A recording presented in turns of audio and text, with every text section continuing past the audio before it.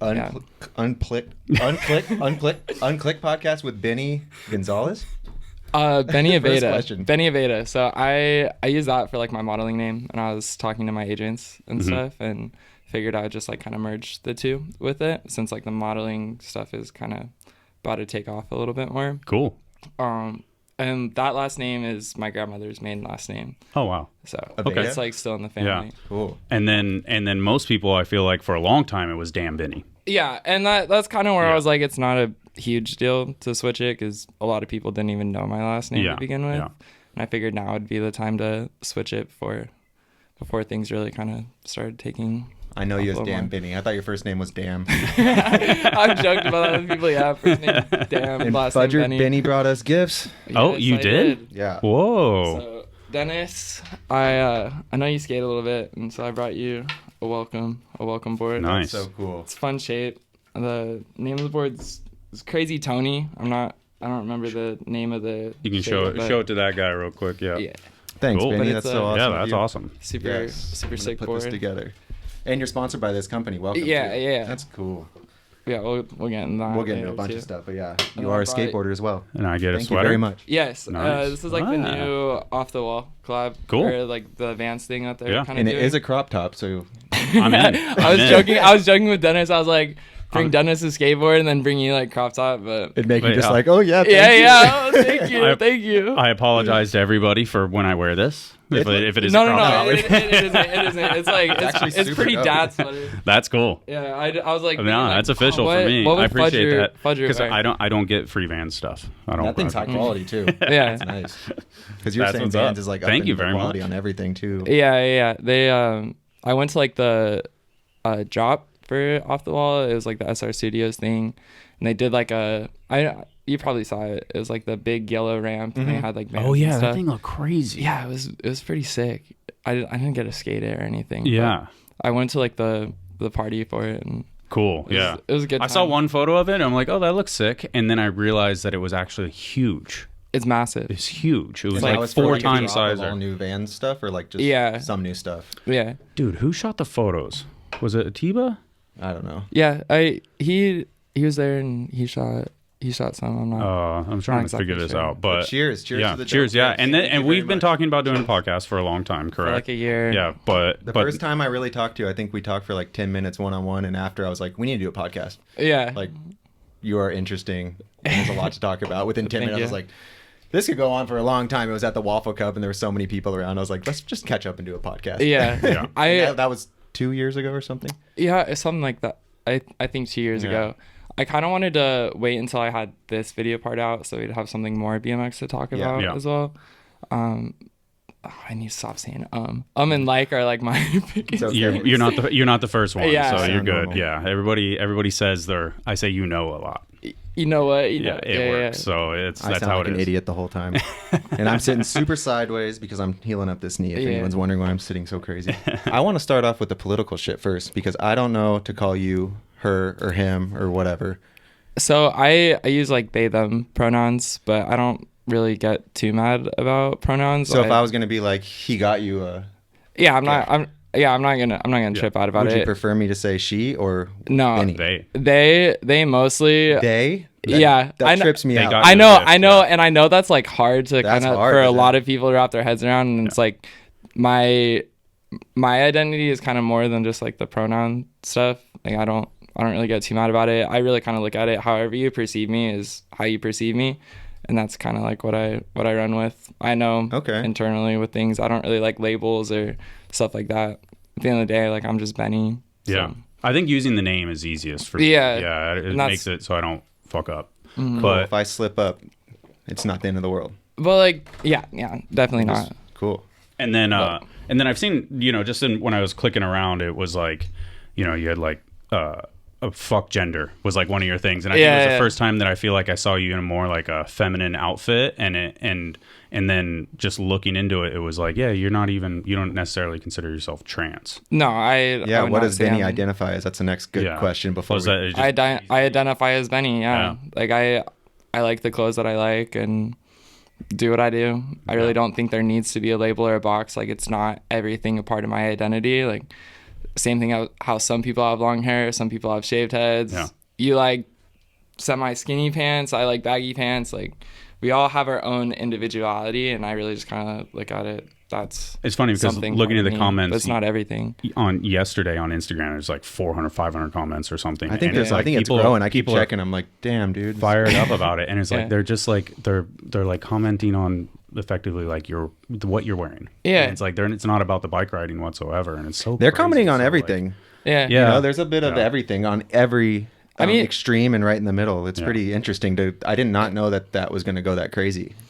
You know, I kind of expected it, and I wanted to wait until the right time where it fit in my life to kind of be ready for that, where I was like at the mental health standpoint to like be able to take the aggression from it. Yeah. It's like I'd be lying if I said that it wasn't a lot, because like you forget it definitely that the internet is but... worldwide and so many different views of people because we're so submerged in these similar friends groups that you're like, why don't I ever hear from these people? But you're like, you know, they're just not around in our crew. And that was the whole world all of a sudden, like, I have this opinion on Benny. Yeah.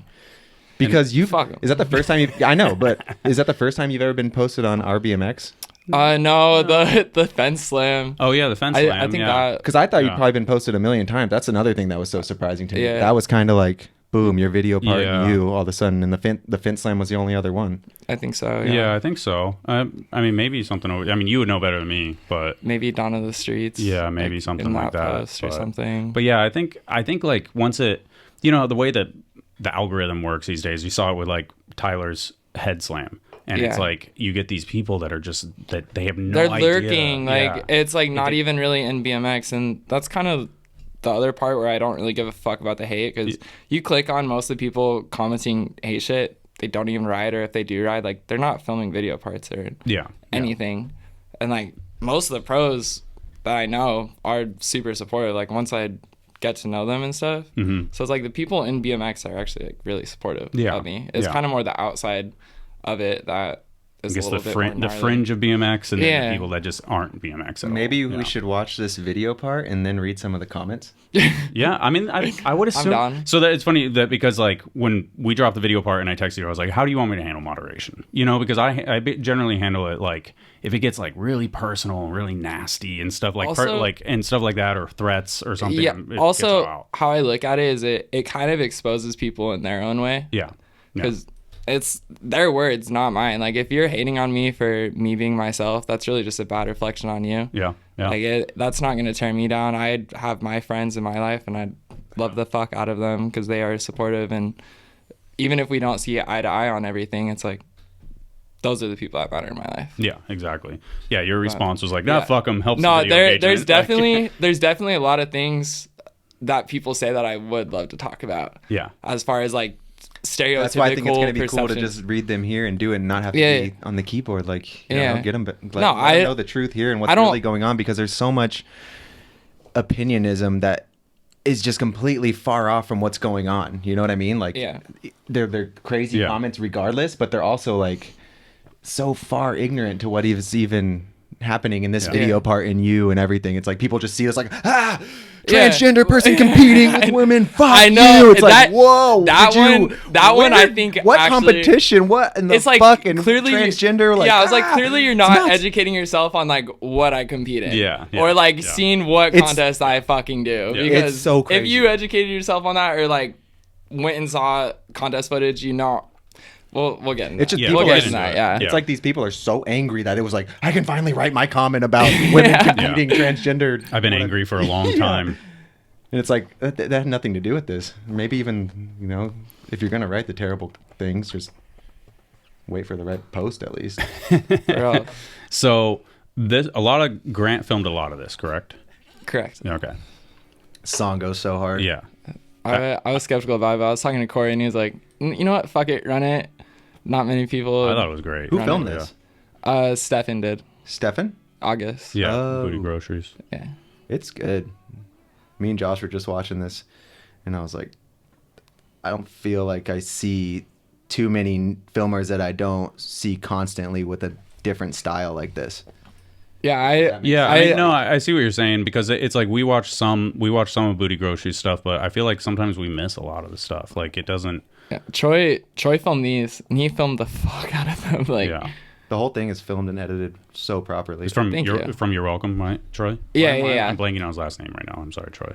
Troy Cooper. Okay. Yeah, I definitely wanted to edit my own video. Yeah. Like, you edited this? Yeah. What? Yeah. I know like the image that I want to put out there. That's sick. Not that I don't trust like filmers to do it, but I don't know. I wanted to do it. I did not know that. No clue. All California footage too, right? Yeah. Yeah. And this is a couple years, because I feel like you talked about this. I remember Grant. That sucked. Yeah. I remember Grant talking about filming with you. I knew you were good, but I didn't know you were really good. I was like, damn. That's a compliment. That's a compliment. You haven't had a full video part, really. I did. I had like non-binary that I filmed in Portland. I never seen that. Yeah, we'll watch that too. Yeah. I hate that video. Well, I mean, we don't have I think that's like so this is your breakout part then, the first one that you really like. Yeah. Or you have another one that you really like. I think the non-binary thing, like obviously the name is genius. Yeah. And then I feel like that was the first time I like banked the name. You know, like I probably saw some Instagram stuff, but then it takes like 4 or 5 times to see somebody and really get it right, you know? Yeah. And that one I was like, oh shit, this is crazy. Thank you. Because I mean, that one, it was like, there was a lot of, maybe not like the same amount of thought that goes in this stuff. It was just a lot of like sends, you know, they're like kind of mashed up from different filmers, different places, all that stuff. Well, but even kind of this, I feel that way, because a lot of it, I was just like getting in the van with Grant. Yeah. And like going to spots that I didn't necessarily want to ride, and I was like, okay, like I'll do something on it. Mm-hmm. So I really want to do another project where I go out and like spot selection and kind of more focused on that sort of thing. I'd say like favorite project would probably be like New York with Sabrosa, like Bodegaverse. Yeah. That dude's hilarious. Yeah, I know. He was trying to kick us out, and he's just some random dude. What's El Sereno Skate Park? That's so funny. I was watching this with Josh earlier, and I was like, I want a part edited like this. Really? I swear to God. I was like, I don't even know who made this, and you made it. That's badass. I'd be honored to edit your shit. You're a BMXer, skater, snowboarder, and editor. And model. And scooter rider. Yeah. Jack of all trades, and doesn't identify boy, girl, fuck it. You're everything. All sides of the spectrum. Yeah. Another little thing. Congrats. I was sick. Thank you. So to watch this and just write, fuck transgender people. Yeah, I know. You know what I mean? It's like just... Like they don't even know if you're transgender. They say that. Basically, that's just sum it up. And it's like, I'm not trans. I would say more like gender fluid, like non-binary, or I don't really give a fuck. Yeah. Really. I like what I like. That's hard for people to understand, though. Yeah. Oh, more than anything, because they're like, oh, well, he's dressing like a girl. And then so that fits into this category, even though it's not a normal category that I don't like, but I don't like that category either. Well, so honestly, I think it's more so people get mad that they like might have a little confusion in their brain where they'll see a clip of me and then they'll be like, oh, I want to be attracted to them because me and Odessa said that we're like the homophobes are the ones that are secretly a little gay and they realized it or like something and it made them freak out and I don't know. I know what if I make you uncomfortable, that's a you problem, not a me problem. So that's so crazy. You think sorry, that. Not sorry. Are you gay, bi? Like I'd say like pansexual, bisexual. I'm just like more attracted to personality with things. Yeah, everything. Like like if I like somebody, I like somebody. It doesn't really matter like the physical attributes or something. Interesting. Yeah. I mean, and that, I guess let's start at the beginning. Was there a specific, like, did you know that from a young age? Like, I'm different. I'm different. For sure. I think I knew the gender stuff more at a young age than I did the gender stuff. Yeah. Oh, wow. Because gender and like sexuality are two different things. Yeah. Yeah. Like what you're attracted to and how you feel and identify with yourself, they're just separate things.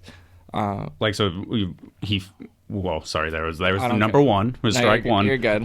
Benny feels like Benny's everything. I don't think like Benny feels like they're like that they're not a guy, or is they just feel different? No, it's like it's a spectrum, because there are some days too where I'll dress like fully masculine, and like I swear I felt like I'm partying with a chick one night with you, and then I've been riding with you, and you felt like a dude, like a bro. Yeah. Like it's like I felt different ways. Yeah, no, it's and like my friends will even say that sometimes like personality will say like even more like feminine or masculine. Like it really is a spectrum where it kind of bounces around for me, and just like some days I feel like riding a skateboard, some days I feel like riding a bike. Like it's just fluid for me. That's such a funny way to put it.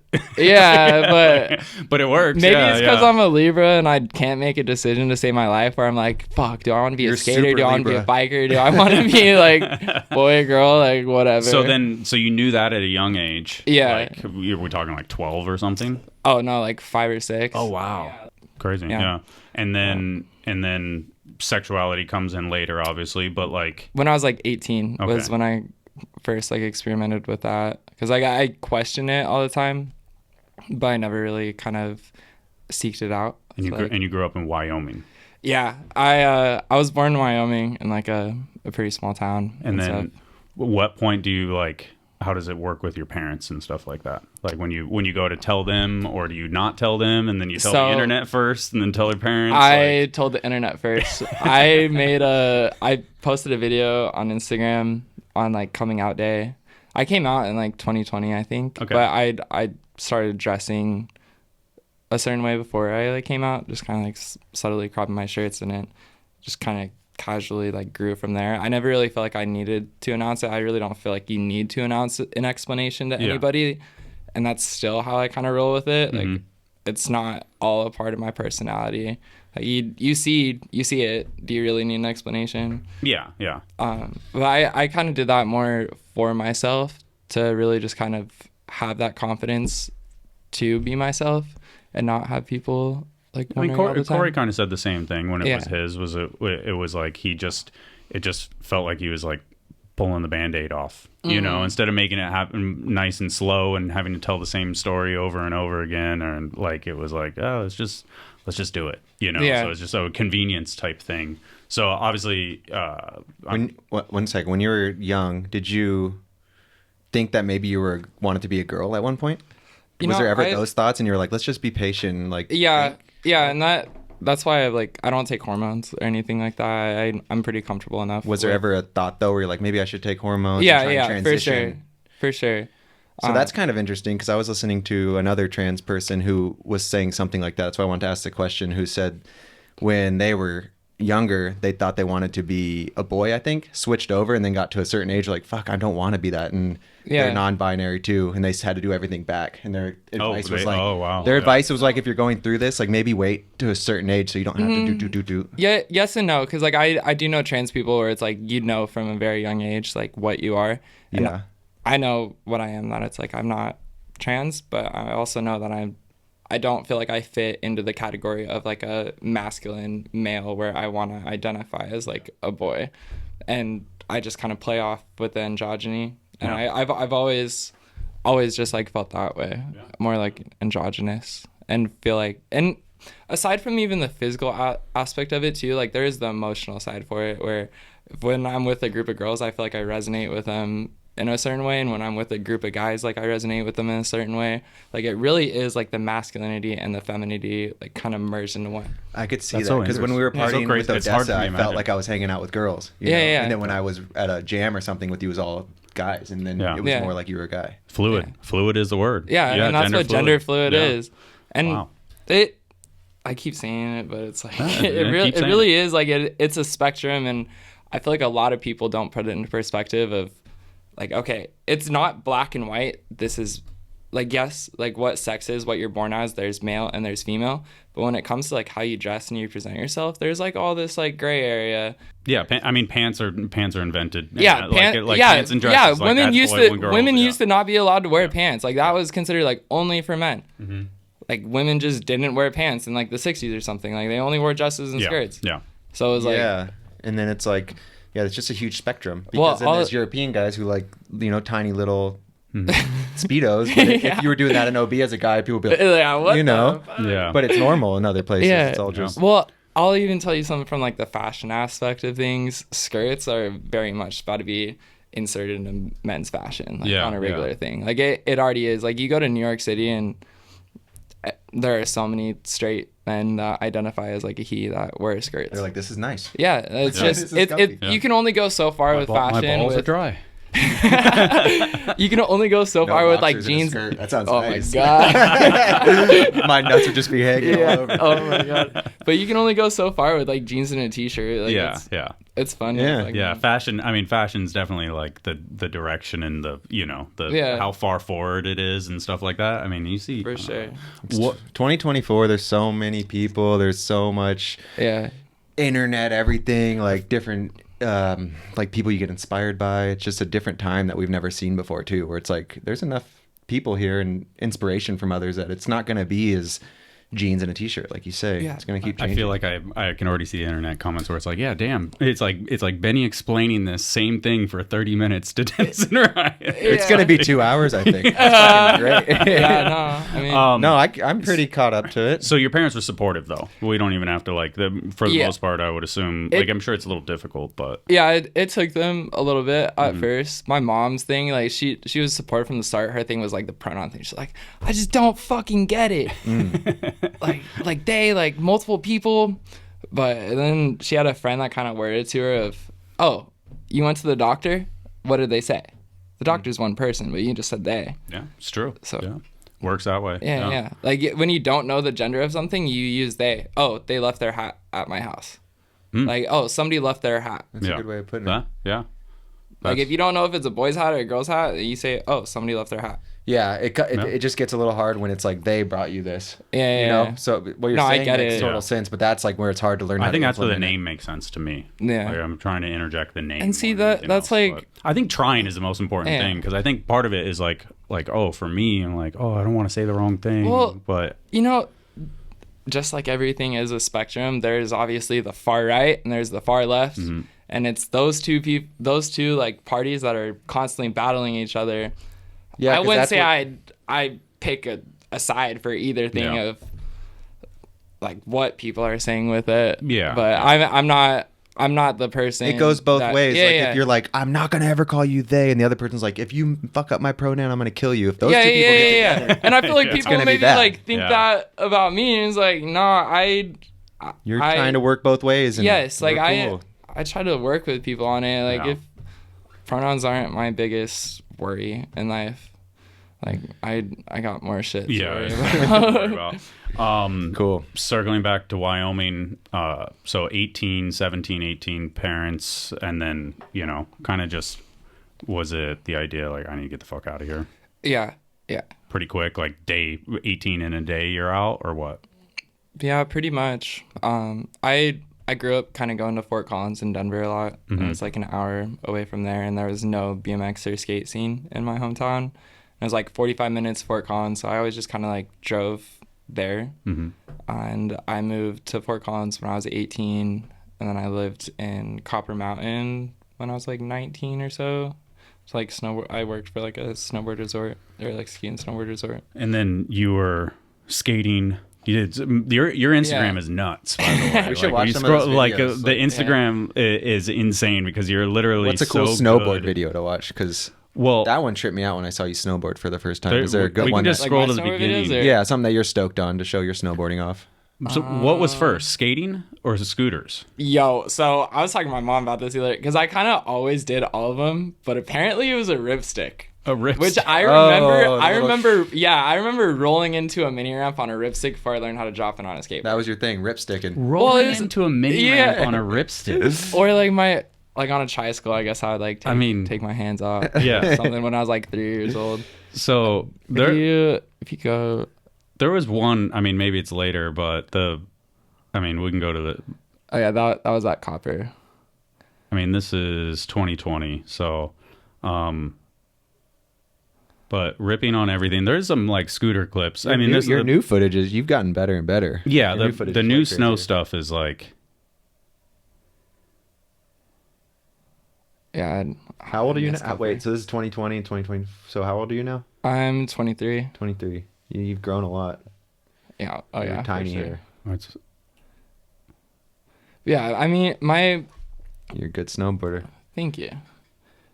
My thing growing up the most was definitely BMX, and the first time I tore my ACL and I like started coming back to it, I really just kind of wanted to have fun with it and not really focus on one thing, because I grew up doing all of it, but BMX is kind of what started taking off more for me. Here's a session with everything in it. Yeah.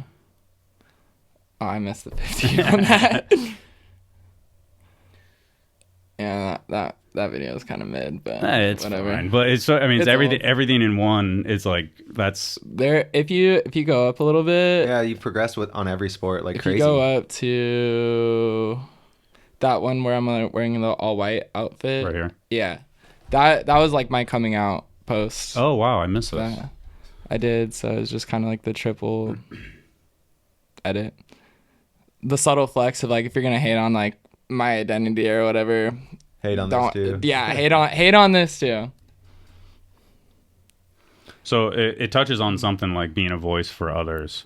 I feel like it's your DMs that have fucked. to be heavy. You have hate, but you probably have so much love in there too. Yeah, for sure. Like there's hate, and it's probably like one of those things where like looking at the profile picture and like, do I click this one? Is this hate or is this love? But there's got to be stuff in there where it's like I feel this way. I feel like we're the same, but I don't know how to handle it. Like that's what makes it worth it. Yeah. Really, I'll take the bullets if somebody else kind of has that figure to look up to, because I didn't really have that in BMX.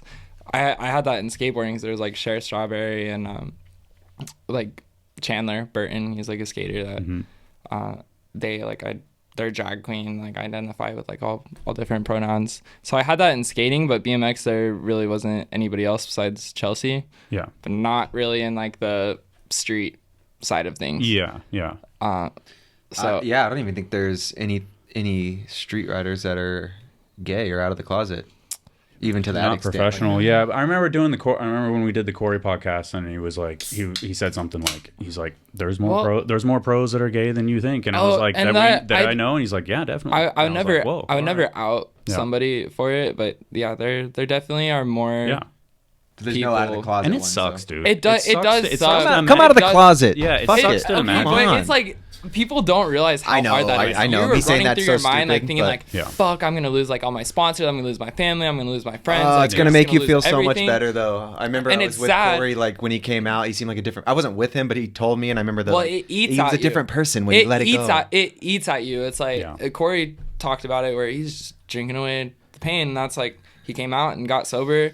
That's where people need to come out of the closet. Blooming, and that's really what happened with me. Like I was so depressed in Wyoming growing up. Like I can't be myself. I'll lose everything. Like what a burden. It is, and it's where I don't. Yeah, because different places are different. I'm like, come out. I live in San Diego. No one cares. Everyone loves it. It's great. Well, that's the thing. Like having a kid, and it's like he grows up, and it's like not knowing that your parents are gonna love you. It's like, dude. Yeah, and that sucks. I'm thankful that my parents were like always. Yeah. My parents are super loving. Yeah.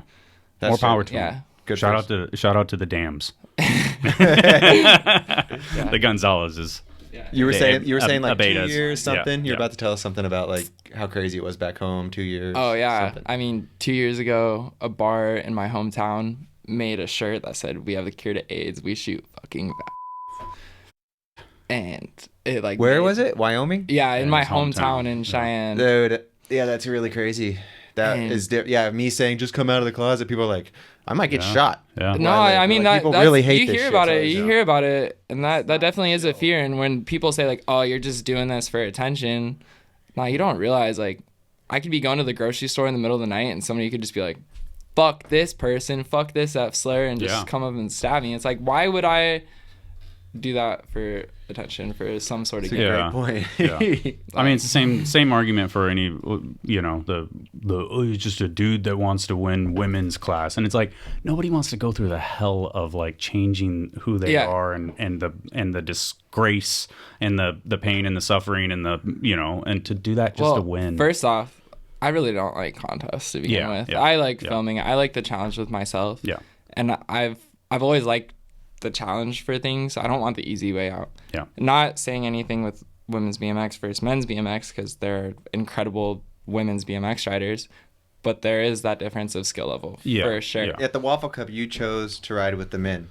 Yeah, and but you practiced, it wasn't a question with the women, and then that was like that was the first time I saw the internet shitstorm. Yeah, so I is Stu, that one's Epic BMX Foo. Yeah, so we just had like a 4-hour conversation the other day at the shop, just kind of like talking about things, and we don't see eye to eye on everything, but we talked about Waffle Cup, like me riding the practice with the girls. There were a lot of people on the deck like, oh fuck, like here we go, and that it kind of changed like a lot of people's perception when they're like, oh, word, like rode with the men, and that wasn't even a question for me. More so why I wanted to ride the practice with the girls is there are a lot of men in BMX, and that was kind of like one of the few times where there's a bunch of the girls together, and I'm friends with all of them, and I kind of wanted out of the toxic masculinity sometimes in BMX, and where I could just like ride with my friends. And so I rode the practice with my friends and then did the contest with the guys. I trained as a male athlete, so I'm going to compete with the men. Yeah, makes perfect sense. And it's hard from...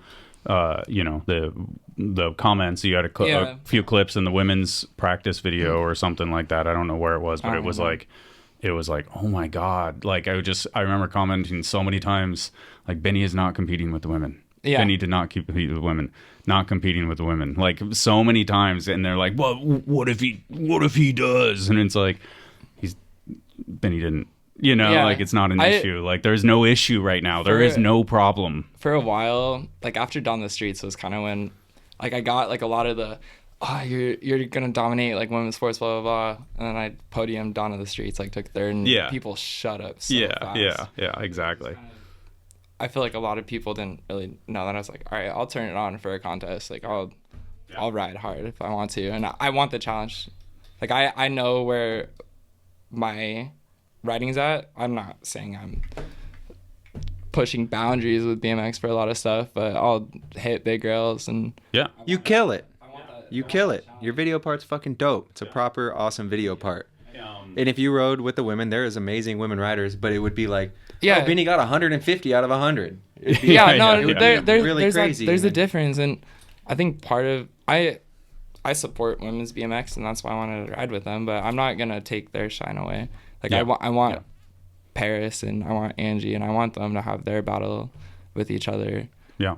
And all the other amazing you can step in and battle it with all of us. Yeah, exactly. Like I don't want the easy way out. Nobody really likes a sandbag. Yeah, exactly, right. That's the whole thing. I remember I did recon tour when I was like 13, 14 or something, and I rode in like the advanced division. I remember that this is how it always goes with those little contests. The kid that wins beginner, like you should have just done intermediate. Yeah, you don't feel good because everyone's just like, you sandbagged. Cool. Yeah. I didn't know I was pro apparently or something like that. Yeah, for sure. Yeah. But too funny. That's just kind of always been what's the feel in the women's class like they obviously accept you, and I don't know, like I guess there's probably just wide acceptance through all of BMX, right? Well, is there? I think like a lot of the girls in BMX too just kind of look at it like, oh, it's like almost like having like a gay bestie like in BMX, where I'm not like on either side of it. Like I could hang out with them, and I stayed in Barcelona for like a couple months with my friend Paula and her boyfriend Juan, and I stayed with them. Tina X? Yeah. Okay. I mean, it was like super fun, like riding with her, because it's just not riding with like a bunch of guys all the time. Yeah. And like it's a different kind of like level of like acceptance for me. Yeah. And it's the same thing with Waffle Cup, like getting to ride with like Emma and people that I never met before. It's probably hard for us to understand, but it probably is a completely different vibe. Yeah. On the deck. And like, because you like dudes are trying to figure out their run. Like they're friendly, but they're also like trying to do their shit. Yeah. And women, I feel like they're a little slower pace, and they're like, you got this. Like you can do this. And it's all brand new, and it's like I just made a whole like year-long project with the female. Like I really got to. I loved it. Yeah. With Paris. Yeah, it was amazing. It was so sick, by the way. I love hanging out with girls that ride. I already think I knew that, but with Paris, I was like, it's just like you're saying, it's just so different. There's not the crazy masculinity, and everything's just a little different. It's fun. Yeah. I think there needs to be females on every team just to I agree. make it more. Dude, Yeah. the kink video, Anahi. Oh, yeah. Dude, she's gnarly. I mean, it's out, so we can talk about it, but my God. Like, I literally yelled at my TV. I was like, it was incredible. She slams. It was incredible. First real crook down a Canvas. rail from a chick that I've ever seen. Yeah. In the ice, too. Yeah. Yeah, shout out to her. Not gonna lie, I haven't watched it yet. Oh, you haven't? Oh, my God. You got to watch it. I need to. I need to. So the whole thing is good. It's 25 minutes. You got that. Yeah. So, I'm watching tonight. but oh, my God. Yeah, I was like literally yelling at the TV. I met her in Barcelona and stuff. Super rad chick, and loved riding with her and just pedaling around, vibing. I was trying to find this scooter clip. It's like a, I don't know any scooter names, like a over fucking scooter grind or something. It was in Denver down the Image right 20 rail. So did you take that was from like a keep going. It's crazy how much your look changed. Because if I was just scrolling through here, like that's why those internet warriors is like, oh, that's a hot chick. You zoom in, you're like, oh my God, that's a guy. I can't believe I thought that. I'm gonna write something. I think it's that real. Oh yeah. These are like, that was crazy. So for a while, I was like, there we go. Yeah, look, you're insane. And then look at these skate clips after, like the hill bomb is sick too. But I think there's truck. I was getting mad speed wobbles on that. Yeah, you've gotten so much better at everything. It's insane. Oh, this is the truck clip. Like there's fucking on a Welcome deck. Welcome was like always my favorite skate company growing up. Like always board, so I'm pretty stoked to be a part of that now. Like sister company of fucking awesome? No. What's Welcome? Welcome's its own thing. Okay. It's Jason Solar's company. Oh. Fucking Awesome's thing is with hockey. So it's like FA and hockey. Yep. That's what I was messing up right there. So you're good at everything. Cool, no motocross. No motocross. I'm scared of those things. Reasonable. Even like this kind of like section of my life, I was even still modeling. Those pictures are sick. Thank you. You're a pretty Benny. Yeah. Pretty Benny. This section of my life, I was still like kind of figuring out like my gender stuff. Yeah. Like my own style. Because it's like. Do you do full makeup and everything? No. Like I have like a little bit on my lip and like mascara. And that's really about it. Nice skin. But Take care of yourself. Thank you. You don't look like a gnarly me. Yeah, that's great. Destroyed by the sun. Wear your sunscreen, Dennis. Wear your sunscreen. Me too. As far as like how you dress, is there days where you're like, I don't want the looks. I'm gonna wear. Oh, for sure. Yeah. For sure. Like there are definitely times where it's like I might be like anxious at home and I need to get something from the grocery store and I'll just like kind of put the hoodie on, some baggy pants. And, yeah. Because it's like in and out. But yeah. No, there are definitely those days, but most of the time I say fuck the world and be true to myself. Yeah, you have to. Like, not the huge. Do you pay someone to do your hair all nice? Mm-mm. That's just you know how to do it. Not gonna lie, I haven't cut my hair. I had my hair cut for this shoot that I did a couple of weeks ago. Like they cut my hair a little bit, but that was the first time in like 2 years. You just take care of that too, huh? Kind of not really. No, it looks nice. Like I have like gel and stuff in it, like a wet look gel. It's supposed to look like you just got out of the shower like all night. You know what you're doing, because if I don't wash my hair, it ain't gonna happen like that. Just don't do anything. It looks all nice like this. Yeah. Another thing about like having a bunch of friends that are girls too is like I learn a bunch of this. Yeah. I learned how to like really kind of take care of myself, groom myself with things, and it's just that's naturally learning it. Yeah. Another kind of thing that I like doing. And I'm the guy that wrangles it all back in. So Wyoming, you get the fuck out of there. Back to Wyoming. Yeah. I love it. Here we go. And then you go to Denver, and then how the fuck is your skin so nice? I mean, we'll run through it quick. You go Colorado, like Utah, Oregon. I lived in Salt Lake for like a year or so.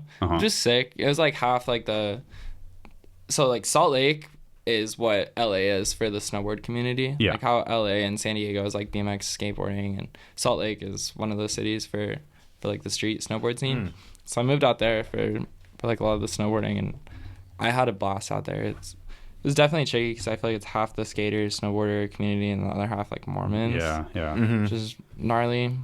But where I lived in Sugar House was like super rad, and I lived right next to Fairmont Skate Park. They had lights, and I worked for Kids That Rip, so I would just. What is that? It's like an indoor skate park. They're based out of Arizona, and then they made one in Utah. And so I just like went to work, coach kids how to like skate and ride bikes, and then get off work, go to Fairmont every night on my days off, go snowboarding. You know, it's just like in that cycle. So there's been times where you've like maxed out scootering, you change. Yeah.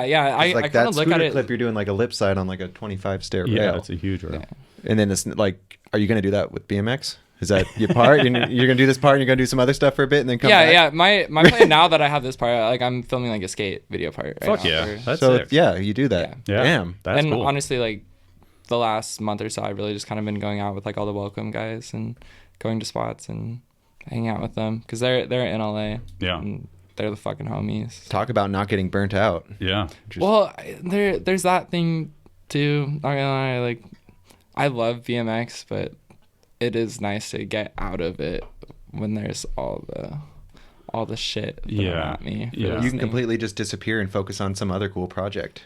Well, I wouldn't say like completely disappear because I love riding bikes and I love skating. I mean just for the time being though. And Is one community better than the other? For sure. Yeah.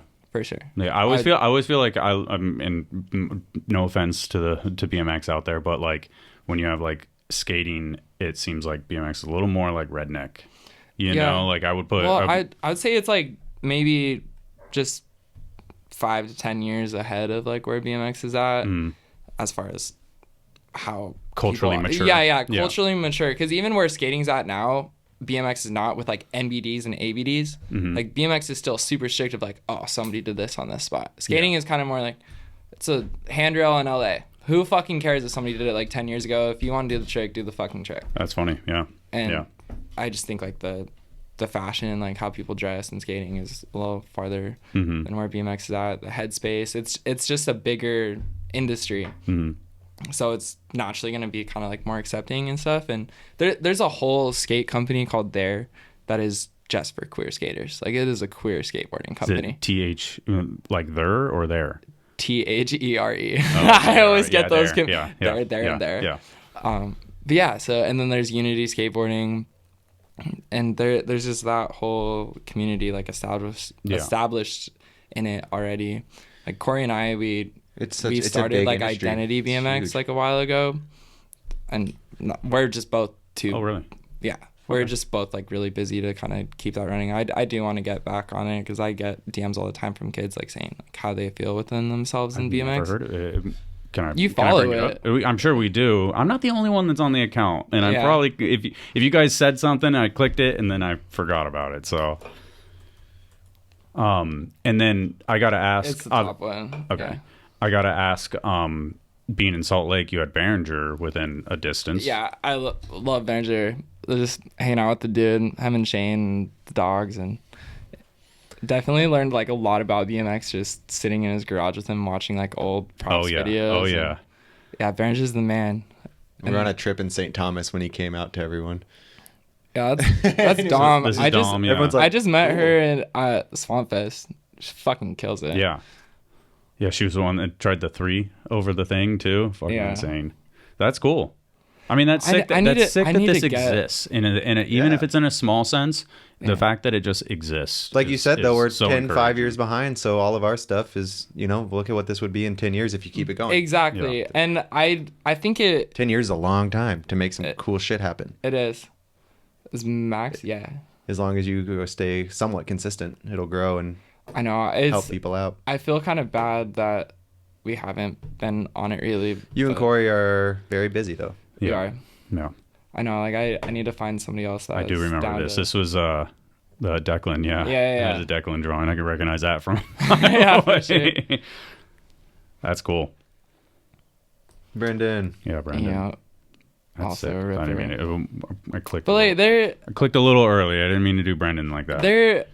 There's not just me and BMX, which is rad in that aspect. I think as far as like platform wise, maybe, which sucks sometimes. That's what I was gonna say. I take all the bullets, which is like a blessing and a curse in a lot of ways. Like being the most well known anything just puts a target on you. That sucks. Like yeah. Well, it's like I didn't even really kind of ask to be that target. Yeah. Is when they say like haters gonna make you famous. Like, they really kind of mean that shit. Like that's. You had a statement, I think it was in one of the podcasts. You said something in the effect of like, there's comments that were like, you're only sponsored because you're trans or something. You know, like obviously you're not trans, but that's the comment, that's like what the they idea. said. Yeah.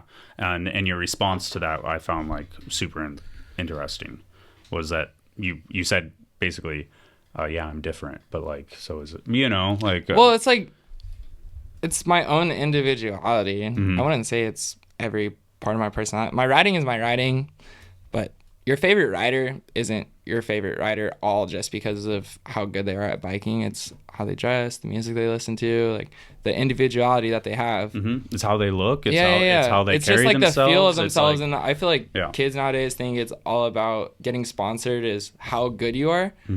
But it's also if you can talk to people, put yourself out there, have your own individuality, and like stand outside of the crowd. Yeah.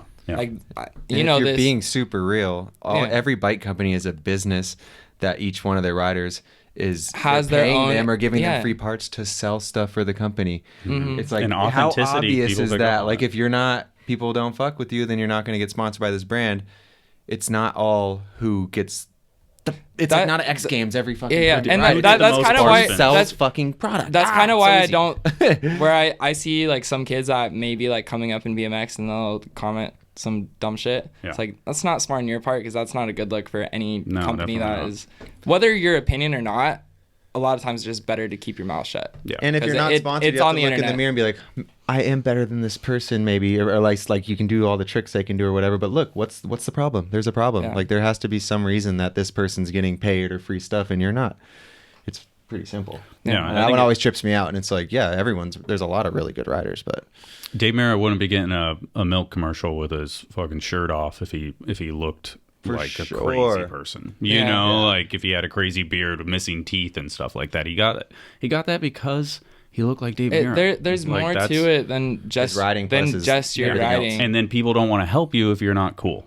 So it's like those things come together, and then you have bike riding, how you look, how you act, and how much people associate themselves with you or want to be like you or whatever. It's like, it's hard to hear though sometimes. You're like, dude, I'm really good at bike riding. Like, can I just get a sponsor? You know, like it's. But really, also at that point, like, work hard and film a video part. Yeah. And if you're different and you stand out in a crowd, there's 1,000 people there and one person stands out for whatever reason, it's like you averted your eyes towards them, and that in itself is part of marketing. And it really is, and that's exactly what I'm saying when it's like, it's not all about the riding. You also fucking kill it, and so that's like, it's given. It's a package. Some people kill it harder and they're cooler. Some people really kill and they're not that cool. But like, you know what I mean? Like, it has to be some sort of package that you can be like, this is my person, and they're gonna help us sell Sabrosa frames. Yeah, it's so funny when you think back of like, you know, like I'm definitely not gonna name anybody, but there's people in the history of BMX that were really, really good at bike riding, and they never really got that shine, that support and that shine. And it's like, because they kind of had an abrasive personality and people didn't want to deal with him. And it's like, that's why I'm sorry. It's like, I'm sorry, but he just wasn't that cool, or he wasn't that fun to hang out with, or he was pretty intense, you know, like you didn't know what he was going to do next after he did that trick. Like, you never know what you're going to get. Like, if you go on a trip for like a week and everybody hates you, you must fucking suck, because you just had to fake it for a week and then go home and be a dick, you know, like you couldn't even pretend to not be a dick for 7 days. Like, why would you want to? That's too real. Be with that person on the trip. Yeah. So we got just deep on industry fucking wormhole. That's the way it goes. That part of things. Okay, so back to Wyoming. But it comes from you though, because it stems off of that argument of like, just because you dress a certain way, it's like, no, package, good riding and you're cool. And me and Josh were just watching that. Josh doesn't ride bikes. And he goes, I want to ride bikes right now. Yeah. Boom. Doesn't ride bikes anymore. That's what I want. Like, I want my video part where someone like watches it and like, oh, that gets me like hyped. So I want my part edited like this, and he went, I want to ride bikes. you fucking boom. That's sick. I have to be careful about fist bumps because these rings are good. Oh yeah. Definitely. Like I said. Oh. So whatever. You bounced around Utah, Oregon, Denver, or not Denver, Colorado, and then you moved to California. Yeah. So I went to Portland on a snowboard trip. Mm-hmm. Damn, at the same time. We did a source commercial earlier, and we did it exactly the same words the whole way through. Right? Yeah. No, I'm just kidding. Twins harmonized our source commercial. Yeah, I went to Portland on a snowboard trip, and I loved Portland. Yeah. And so I was like, I want to move here, and I was pretty like over living in Salt Lake, so I packed up my car, drove to Portland, and then tore my ACL for like third time when I was in Portland, and it started raining a bunch, and I was just sitting there like depressed. Fuck it. I've always wanted to go to California, so I packed my car again and just drove down the coast. Mm-hmm. Had no plan whatsoever, and I think I just released non-binary, where I was like starting to get like people from the BMX scene like following me and seeing my shit, and I stayed with Steph in like Booty Groceries for like 2 nights in LA, and rode a spot and met Jerice. And just kind of worked out where Jerice was like, yeah, you could live with me if you want. So it was Long Beach like kind of like... I just ended up there because that's where Jerice lives. Okay. Yeah, so you haven't really been here that long. 3 years or something. Yeah, 3 years. That's not too long. Yeah.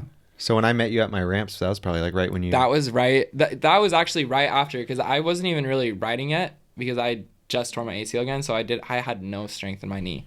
Like I probably should not have even been on a bike at that point. Like it was just... Yeah, I thought you'd lived here. I was like, oh, who's this? Like, that's crazy. You just did that whole looping around the country and made it down here. Is there what made, besides Jerice, like what made Long Beach feel like it was the correct place? I honestly, like, it was like the stars kind of aligned to like the area that I'm in. I live off of Broadway and in Long Beach, and it's just very queer community. Like right there, like there's a whole bunch of gay bars have cross blocks that are like rainbows, and there's Cherry Park right there, 2 blocks from the beach. And it's just it felt perfect, and definitely more out of the mix than LA, but close enough where if I need to go to LA, then I can be in the mix of things. Yeah, it felt right, and it's the longest I've ever stayed in one place, like after moving. So. Yeah. What do your parents say along the way? They're like, all right, you're in Colorado. Oh, you're in Utah. All right. Like, are they like, come home? Or are they just letting you go? I go home pretty often for like a couple of days. I can't really stay in Wyoming longer than like a few days. I get pretty like anxious. Like I need to get out of here. Yeah. But I definitely go back home like every couple months and like see my mom. And you see people walking around with that fucking t-shirt. No, I did buy one. Nice. I did buy one, and I made it into a crop top. Did you go to that bar and buy it from the people? No, I ordered it online. You're like, yeah, that's a little too risky. No, I was like a little too because even bold, like but even stupid.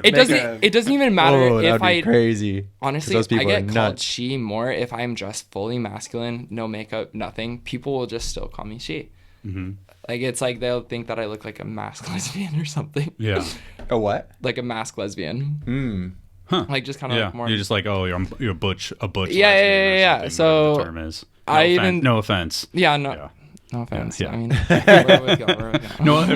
No offense to anything I said before this or I say in the future either. So that's the disclaimer. Benny's like 6'2". You got some. You're not dainty. Yeah, no, I mean, you are tall too. I didn't really like put that together until I was shooting the photo, and then when I clicked back to Tyler and looked at it, and you were like, towering over him. I mean, that's kind of the thing. Like, you want to say some shit to me in person.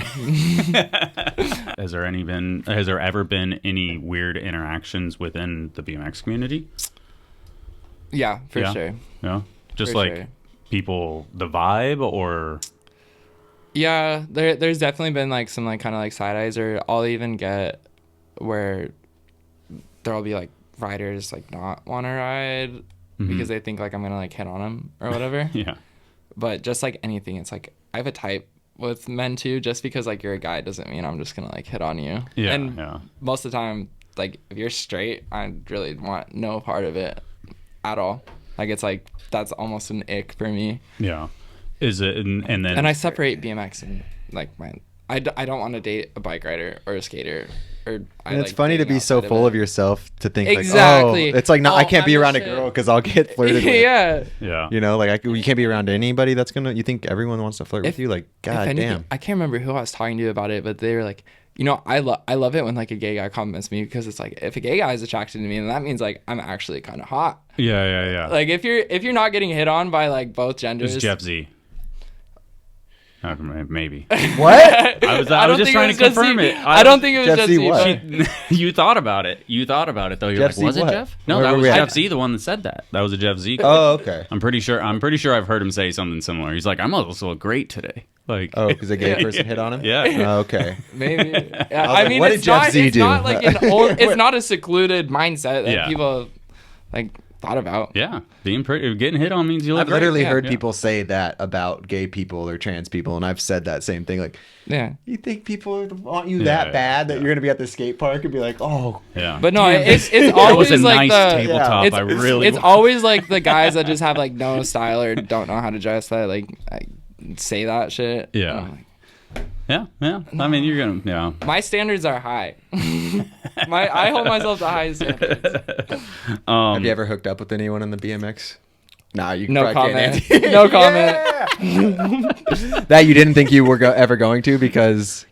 No comment. Yo! I plead the fifth. Oh, that's too good. The fifth. Damn. All right, we got to get the. If you subscribe to the YouTube channel, he's gonna tell all. It'll be a tell all podcast. Nah, I'm just kidding. I don't kiss and tell. Nice. Anything. Do you ever give the online people any play? Like, do you ever respond or no? Oh yeah, I made that comment on the post. I was like, did you comment on it? I just said keep hating, but I'm too busy taking flights and cashing checks. I'm gonna take a. Oh yeah, but if if we get to the comments, wait for me. Okay. Well, am I looking at comments on YouTube or on Instagram? I thought the Instagram post. Okay, yeah, the Instagram is crazy. Pretty fucking wild. Yeah. Yeah, we'll just pause officially. Insert sponsor commercial. Sorry to interrupt this podcast, but the Unclicked Podcast is sponsored by Source BMX. We got to shout them out because they're rad. They're doing a bunch of stuff, and they are killing it. Biggest mail order in the world. They got those warehouses in Kentucky. They got the one in the UK, of course. Pretty much get you something faster than anybody else in the world. Yep. And if your bike shop don't have it, the Source does, and it'll be at your house on your door, and maybe the next day. True. And honestly, the best team in BMX right now. They just picked up Killian Roth this week. Yeah, the ad was great because they really do like cover all the boards, and then Akeem's like, no, you don't. Yeah, I mean, obviously Killian is, I mean, pun intended, killing it. The manual 180 during the rail jam at Battle of Hastings this year. His part. And then check. Watch yeah, that. Yeah, and then I heard that he put down some crazy clips inside the park.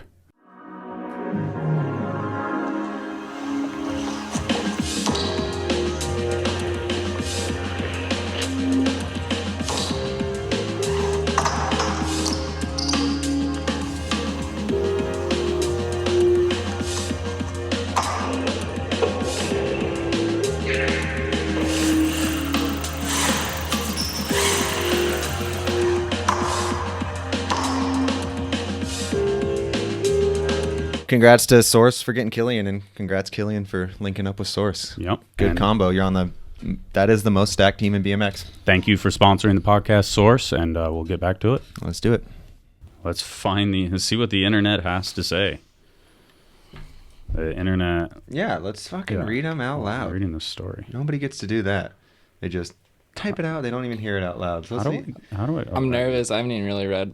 I mean, you're so level-headed. You'll be able to see these. And I did read a couple that I just like fucking laughed at. Yeah, like if anything, I kind of laugh at like the ignorance.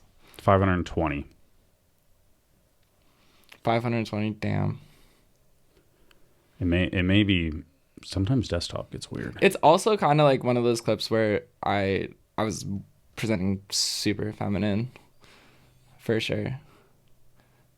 I mean, I feel like the whole video is like that, though. It's like, what do you mean presenting super feminine? That one clip? Just well, I mean, it's just like outfit. The gender. I feel like you kind of, I guess you dress different, but I don't know. Comments can't be loaded right now. Shout out to Instagram. Let's start one more time, and then I'll just. And then I was hyped on that one. That one's sick. This one's sick too. There was supposed to be a second angle of it, but Felix forgot to press record. Comments can't be loaded. How can I do this? You can read them on your phone. Yeah, but then I struggle with just refresh. What's it called? The screen. Then I have to like put in the fucking screenshot and all that stuff. We're still on pause technically. Yeah, sorry. It does get warm in here. I opened the window, but imagine going through life believing that everyone should think, dress, and act the same. Bunch of robot. Who gives a flying fuck? Right? Stu who? 1201. Yeah. Yeah, that's Stu Johnson. Nice. Bunch of robots. Who gives a flying fuck what someone else is wearing? If you don't like it, then don't wear it. Let people live their lives. That's cool. Yeah, I was hyped for that. That was one I pinned that one because I was like, that sums it up. You know, like. I love this one. Cole from SDs was so about the bike riding. We must touch our knees on T-bugs, young grass smoker. Yeah, that one's funny. Just complete bike riding. What is up with it? Yeah, that's what it should be, though. Exactly. That one's funny. Are you supposed to touch your knees on T-bugs? I don't even know what that means. Yeah, I was thinking about it. It's like that's what he thinks is a proper T-bug. Yeah, like that's tuck his knees together. So he's just giving you shit on how he likes T-bugs. Yeah. I mean, I kind of like find like dip it more though. You kind of have to be a little bit more bow-legged so you can get like the seat through your legs. I don't think there's. I mean, I think that second one. I think they're fine. What a T-bug. They're great. Should be. So, but Cole, keeping your knees together is cool too. But I would hope I know how to semi-do the trick. You got a good T-bug. That was just Cole. You did get a cover. Let's talk about that. Like because that was a Jeff Z photo. Moved to Long Beach. I feel like that's like every rider's dream 15 years ago. I'm gonna move to Long Beach. Jeff Z's gonna shoot a magazine cover of me. So that's like that was fresh after tearing my ACL. Yeah, and should not have even been riding yet. Wait, how many times have you torn? 3 ACLs on my right knee and 1 meniscus on my left. And I still don't have my ACL on my right. Like I never got it fixed. Yeah, it's on my agenda before I turn 26 and like off my parents' insurance. But that's like a year-long thing. Yeah. But it's like I'm 23. I want to enjoy some of my life. Not in a wheelchair because I was in a wheelchair for my last meniscus surgery because I don't have my ACL on my right knee, so all the weight couldn't go to that one if I'm just sitting there not like working out. So gnarly. So I was like, I was in a wheelchair for like 3 months. And it sucked. So Jeff Z. Yeah. So you couldn't, and then you just meet up with Jeff Z. You hadn't ridden or? Yeah, I hadn't ridden at all, and we went to this school in Long Beach with Stefan and everybody. I think Stefan wanted to shoot something with Jeff, and I kind of looked at it like, fuck, this is like a legendary BMX photographer. I'm not gonna miss my opportunity here. At that time I was like, I didn't know if that opportunity would ever present itself again, even though it did. Yeah. Obviously, I wasn't putting in my head like, oh, like I'm getting a fucking cover out of this. Yeah, but you saw. I was just hyped to shoot a photo of Jeff Z, even if he didn't put it in like the mag. Like, that was just like a cool experience and opportunity to do. But that's cool. That's a trip, especially in like this day and age, to get a magazine cover of any kind. You know, like obviously Jeff Z shooting a magazine cover is like. What was that part before? The one that you were not hyped on? There was a part before, or was there one that you were hyped on before? What's a good one to kind of reference? Like.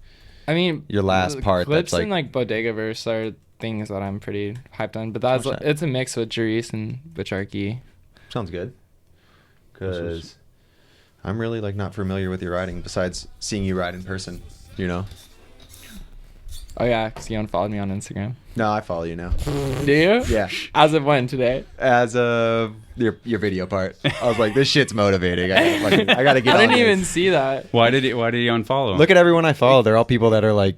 I don't want to say. There's people that are following like 0 for a while. Yeah, there's people that that are motivating. Oh, you thin the list. No, I got it. I followed. group of I didn't even see that. People that motivate me with bike riding, and then some family. But I should just follow everyone. But then I'm not going to get to see the good bike riding.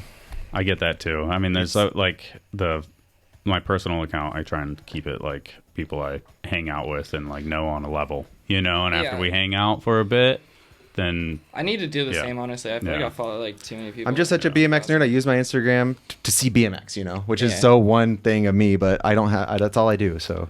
And a little bit of skateboarding and some other influential things. But so this is apparently your tons. Yeah. Doesn't mean I'm not your friend. No, I know it. I know we're homies. This is your first like BMX trip. Yeah, it was, and this actually spiked like a lot for my career with like modeling. Mm-hmm. That's cool. Congrats on that. Being like Times Square, I think. Yeah, you're nervous talking about it. It's funny because it's big. Huh? Yeah, no, I'm like, fuck. It's like you're actually getting like nervous talking about that. That's funny. Well, also it's like I kind of don't even really want to talk about it too much till it's like even like out there. Almost like I think we're in like the middle of the podcast where like not too many people. Yeah, I'm probably still listening. Yeah, hey, be surprised. But we did the quiz at the end where we just say something random and then everybody comments it. But what is that? That was so sick. Yeah. Love Joe. Is that I mean the modeling stuff has to be like a bit of a crazy I don't know. Were you trying like No, that just kind of happened naturally. It wasn't really something that I saw after. Mm-hmm. The fashion industry and like skateboarding, BMX are kind of merging. Like Nigel even like went to a Louis Vuitton show and like Yuto, he's like skater, like Louis Vuitton's like sending him to the fashion shows, and so there's like all these like pro skaters, BMX riders that are kind of going into the fashion industry. Somebody told me that like 5 years ago that it was going to happen like this, and I was like, oh, that sounds cool, because they take these nice looking people that also do something. What is it? Yeah, that was sick. It was scary.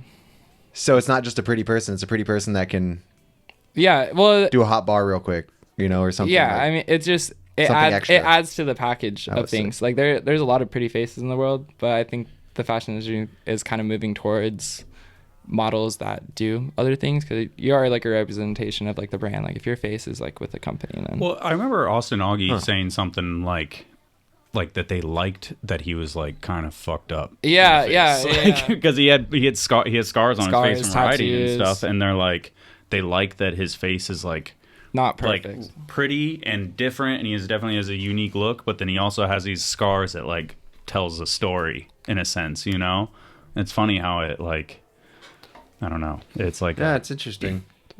It's like that cool friend that does something. Yeah. Like, oh, this is my friend. He's like he's really fucking sick on a bike. It's like the fashion industry is like saying that or something. Well, it's like all the things I do kind of piggyback off of each other. Dude, that was crazy. So we saw that spot right when we got to New York. Like we rode past it. It's like, oh, that thing's gnarly. And it was like the last day of the trip. And we ended up like riding past it again. And I told him, I was like, yeah, like I'll feeble it. And I did like one feeble. I was kind of sketchy, but I could like feel out that I could probably like bar out of it. And then I didn't tell him I was gonna do the feeble bar. I was just did the feeble bar. Like you have enough time. But yeah, that's probably one of my favorite tricks I've done in BMX. That's sick. That the pig's hard, and then the tires one T-Bog at San Pedro. And then so you guys did this trip, and then you went and met with the agency, and they put a contract on the table. You didn't sign it, and then you do Dawn on the Streets, which you get third. Yeah, that's a good trip.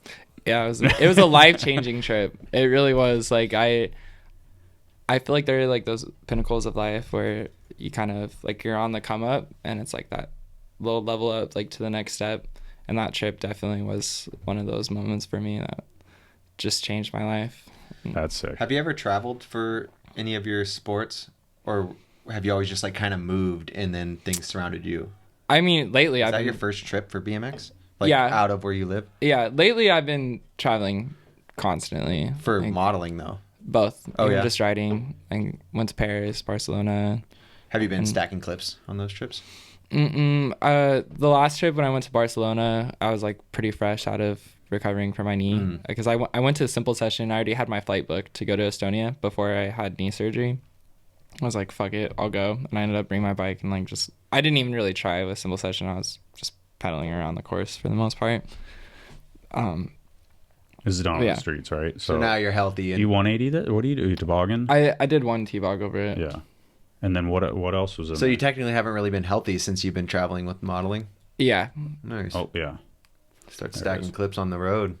That's I have a trip planned here pretty soon to go to Austin. Nice. I was like talking to Aaron about. Yeah, I was sick. We'll do something with like Burn Slow. Nice. Because. Yeah, the last trip you went on for riding, you got a podium in this huge contest, filmed bangers, and became a model. So I think you should go on another trip. Yeah. Well, even like Barcelona and Paris, it was kind of that. Like it was a riding trip in a way. Like I went to ride because I've never been to Barcelona. I didn't really film anything besides just kind of like Instagram stuff, but I wanted to see it and got like spots mapped out where when I go back. And then I'm going to London in like May or so because Bajarki, who I went on a trip with to New York, he's going to school in London, and they have like a filmer out there, so probably do a London video or something. Sweet. Battle Hastings team. That'd be sick. That's cool. I mean, dude, that is a wild little ride there for sure. Yeah. Yeah, you're doing a lot. It's a lot to take in with everything, like learning about you and then learning about the it hasn't been that long of like since you left and started this cross-country road trip to landing in Long Beach to now. Well, like now being here. Yeah. I feel like a lot of the podcasts we do are like I feel like this is the beginning. You know what I mean? Like I was thinking Todd Lyon ones, and he's telling his story, and it's like the Alan Cook is telling his story after the fact, and then like yours is like ... to be continued type thing where it's you're like 23 and then the question I just asked. That's sick. That's your first BMX trip, and it just blew up. Like I can't imagine the future is bright for you. I mean that's kind of like why I did like the kind of name change now. Yeah. Whereas like if it's gonna go, like, I'm gonna go somewhere. Yeah. Well, like modeling, a lot of models do that. They change their last name with like an alias to kind of protect themselves when they get out of the fashion industry for multiple different reasons that I don't really want to speak too much on. Yeah, for extra weirdos. Yeah. Yeah. That was just kind of. Yeah. And it sounds sick. How do you say it again? Benny Abeyta. Abeyta. Yeah, that is sick. That white one right there. You want to? There's more in the fridge too, but. We getting loose out here. Yeah. We haven't got wasted on a podcast in a while, but just in case my girl has a baby, I have to be able to drive. Wait, actually? Yeah, because her due date was like days ago. You're having another baby? Yeah. I didn't know that. Yeah. Damn, we got your we're right in front of you. I learned how to keep my phone on me this last week. It's been good. Congrats on that. Thank you. Yeah. Do you have like a name or anything? Raven. Yeah, I like the name because it was cool for a girl or a boy. And then when we found out it was a girl, I was like, sweet. We already got the name. Yeah, I don't know. Is there much in the comments like overall? I was looking through, and it is like, I mean, now it's just showing me good comments. All of a sudden. Like when I looked through before, it was like all this crazy shit. Instagram's probably filtering out something. I was trying to look for him. I was like, they're not. Yeah, apparently there was some dude. I mean, we could come back in right here, but like there was a dude in the comments that was like, I guess he had like warm. Yeah, that is very warm. That was like had like an iron cross thing or something, and it was like, but by the time I saw the comments, he was already like, I don't know, he blocked us. I asked the group, I was like, did anybody block this guy, or did Instagram just delete him? Like whatever he said, he was gone automatically. The one thing that's kind of rad with like the hate comments though is somebody will comment something stupid, and then there'll be like 10 other people that'll jump on it and be like, oh yeah, that's what I mean. Well, it's like well, like the one argument that I think is pretty savage is like, oh, you guys are we're celebrating a mental health problem. My answer to that too is like, okay, you don't have ADHD, your mom doesn't have bipolar, so what if it's a mental health issue? Does that mean that you're not going to support your mom for being like bipolar? Yeah, like it's like, that's a good way to put it. I don't really think of it like it is a mental health thing. It's really just like you being yourself. or like I don't me think being myself. I don't think sexuality. I think sexuality is like baked in. I think it's definitely like. I think it's nature. You asked Corey about it too. Yes, like they're animals. Yeah. They're like penguins that are like gay. Yeah. And they're like there's all different species that like have that certain feel to them. Yeah. And it's who you are. I don't. You think that's cannot change it. You cannot change your sexuality or your gender. You can suppress it how you feel. Yeah. But if you're gay, you're gay. Mm-hmm. And if you're trans, you're trans. Yeah. Like there was like an interview with somebody, kind of they were talking about it like, okay, 100 years in the future, brain transplants are a thing.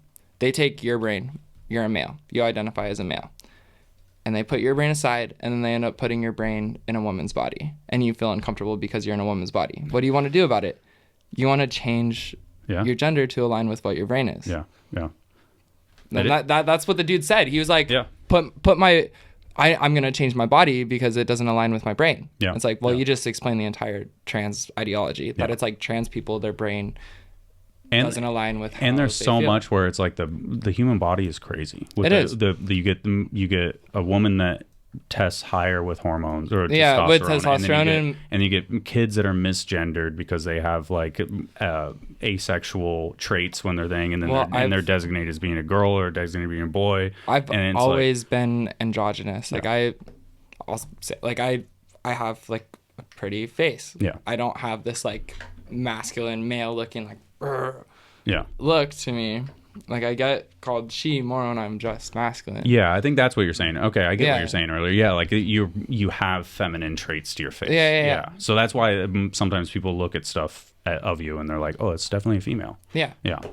That's crazy. And it's like they'll be mad because it's confusing to them. And no matter what, if it's confusing to you, you can just be nice. Mm-hmm. No matter what, even if you don't understand it. If you don't have anything nice to say, don't say anything at all. Yeah, and that's the thing too. Is like everybody's a human. Everybody deserves kindness. Everybody deserves love. Like, who fucking cares? For sure. Like, Benny doing a fucking nose bonk toboggan in a tube top doesn't affect your life. Yeah, like exactly. You could just fucking chill on the internet. Like you're good. It's. Could we change the clip from this? Yeah, sorry. 6,000 times it's played. Sorry. But yeah, I think fear and worry create hatred.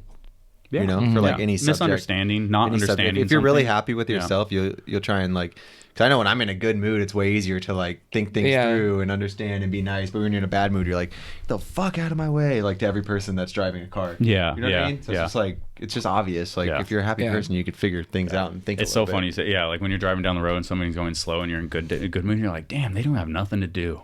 That must be so nice. They're not in a hurry, but I'm in a hurry, you know. But the other day, get the fuck out of the way, you know. So it's crazy. Yeah. My horn doesn't work, so I got to put it in neutral and fucking rev the engine. I look like a maniac. Get the fuck out of the way. That's bad mood, Dennis. Revving my engine down the road. Don't want to meet that guy. Yeah. Never happens. Never happens. Just rev that engine once in a while. Anything we're missing? I don't know. I feel like we could talk more about skating stuff. Yeah. That was something. I think we should. Do you have any skate edits? We watched snowboarding. I mean, like on Instagram. Yeah, I do. Sick Instagram clips. Still like kind of working on doing like an actual video. You're more of a transition skater? That was a topic. Easy. Is like a bad word? It is to like trans people. Like so it's like a slang bad. It is a slur. I thought it was just short for. Well, it is to us because like we're BMX riders, like skaters, like that's slang for it. So there's hatred behind it though. Or something. Not like in every not from you. Yeah. Like you say it. But I'm saying that some people had to say it with like a hateful way for people to not like it. Yes. Like if I've been walking down the street in like WeHo or something, and somebody will drive by, fuck me. Like that's like people. So that's where it turned into like and so then that's like the trans community saying like, hey, like maybe like just say transition. I don't really get pressed about it because it's like short for transition. You know what it is, and I know what it is, but language. I also get the mentality from like other queer people where it's like that maybe. So my take, it's the same thing with like. Makes sense. It's hateful in a way, but you speak skateboarding and BMX, so it's like a different word. It's the same thing like with I say peg ching. I don't say like peg. Yeah, with a K. Yeah, but that's not an Asian person. That's the noise. Yeah, but it's still. Oh, you can't. But the word Yeah, okay, it drives from hatred. No, is like it's yes, like saying it can. So it's like I would much rather just keep it off. Why not change one letter like peg ching, and it's 2 extra syllables to say transition. Indian giver's fucked up. Yeah, I don't say that. That one is like, okay, yeah, that one's like, no matter who you are, that makes sense not to try and say anymore. I just say it like revert. For the people, but nobody thought about it when they said it, but it's like, okay, yeah, that derives well, it's because there's so many weird trick names. Saying something bad about natives. Abubaka's not bad, but it's like, that's a weird ass name for a trick. Like, who the fuck saw a trick and was like, I'm going to call that an Abubaka? DMC. Ron Wilkerson. Okay. Yeah. Slay. Yeah. but like that, so it's like in our heads we're just thinking about like, oh, that's the trick, that's like what we call it. But in other people's minds that don't skate or ride bikes, imagine if all of a sudden Abubaka was like talking shit on a group of people. He'd be like, we got to change that name. Yeah. It's not that. It just sometimes those names like. I don't get pressed about it. Skateboarding have gay twist too? Yeah. They had crazy. They had crazy names like sex changing. That's gay twist.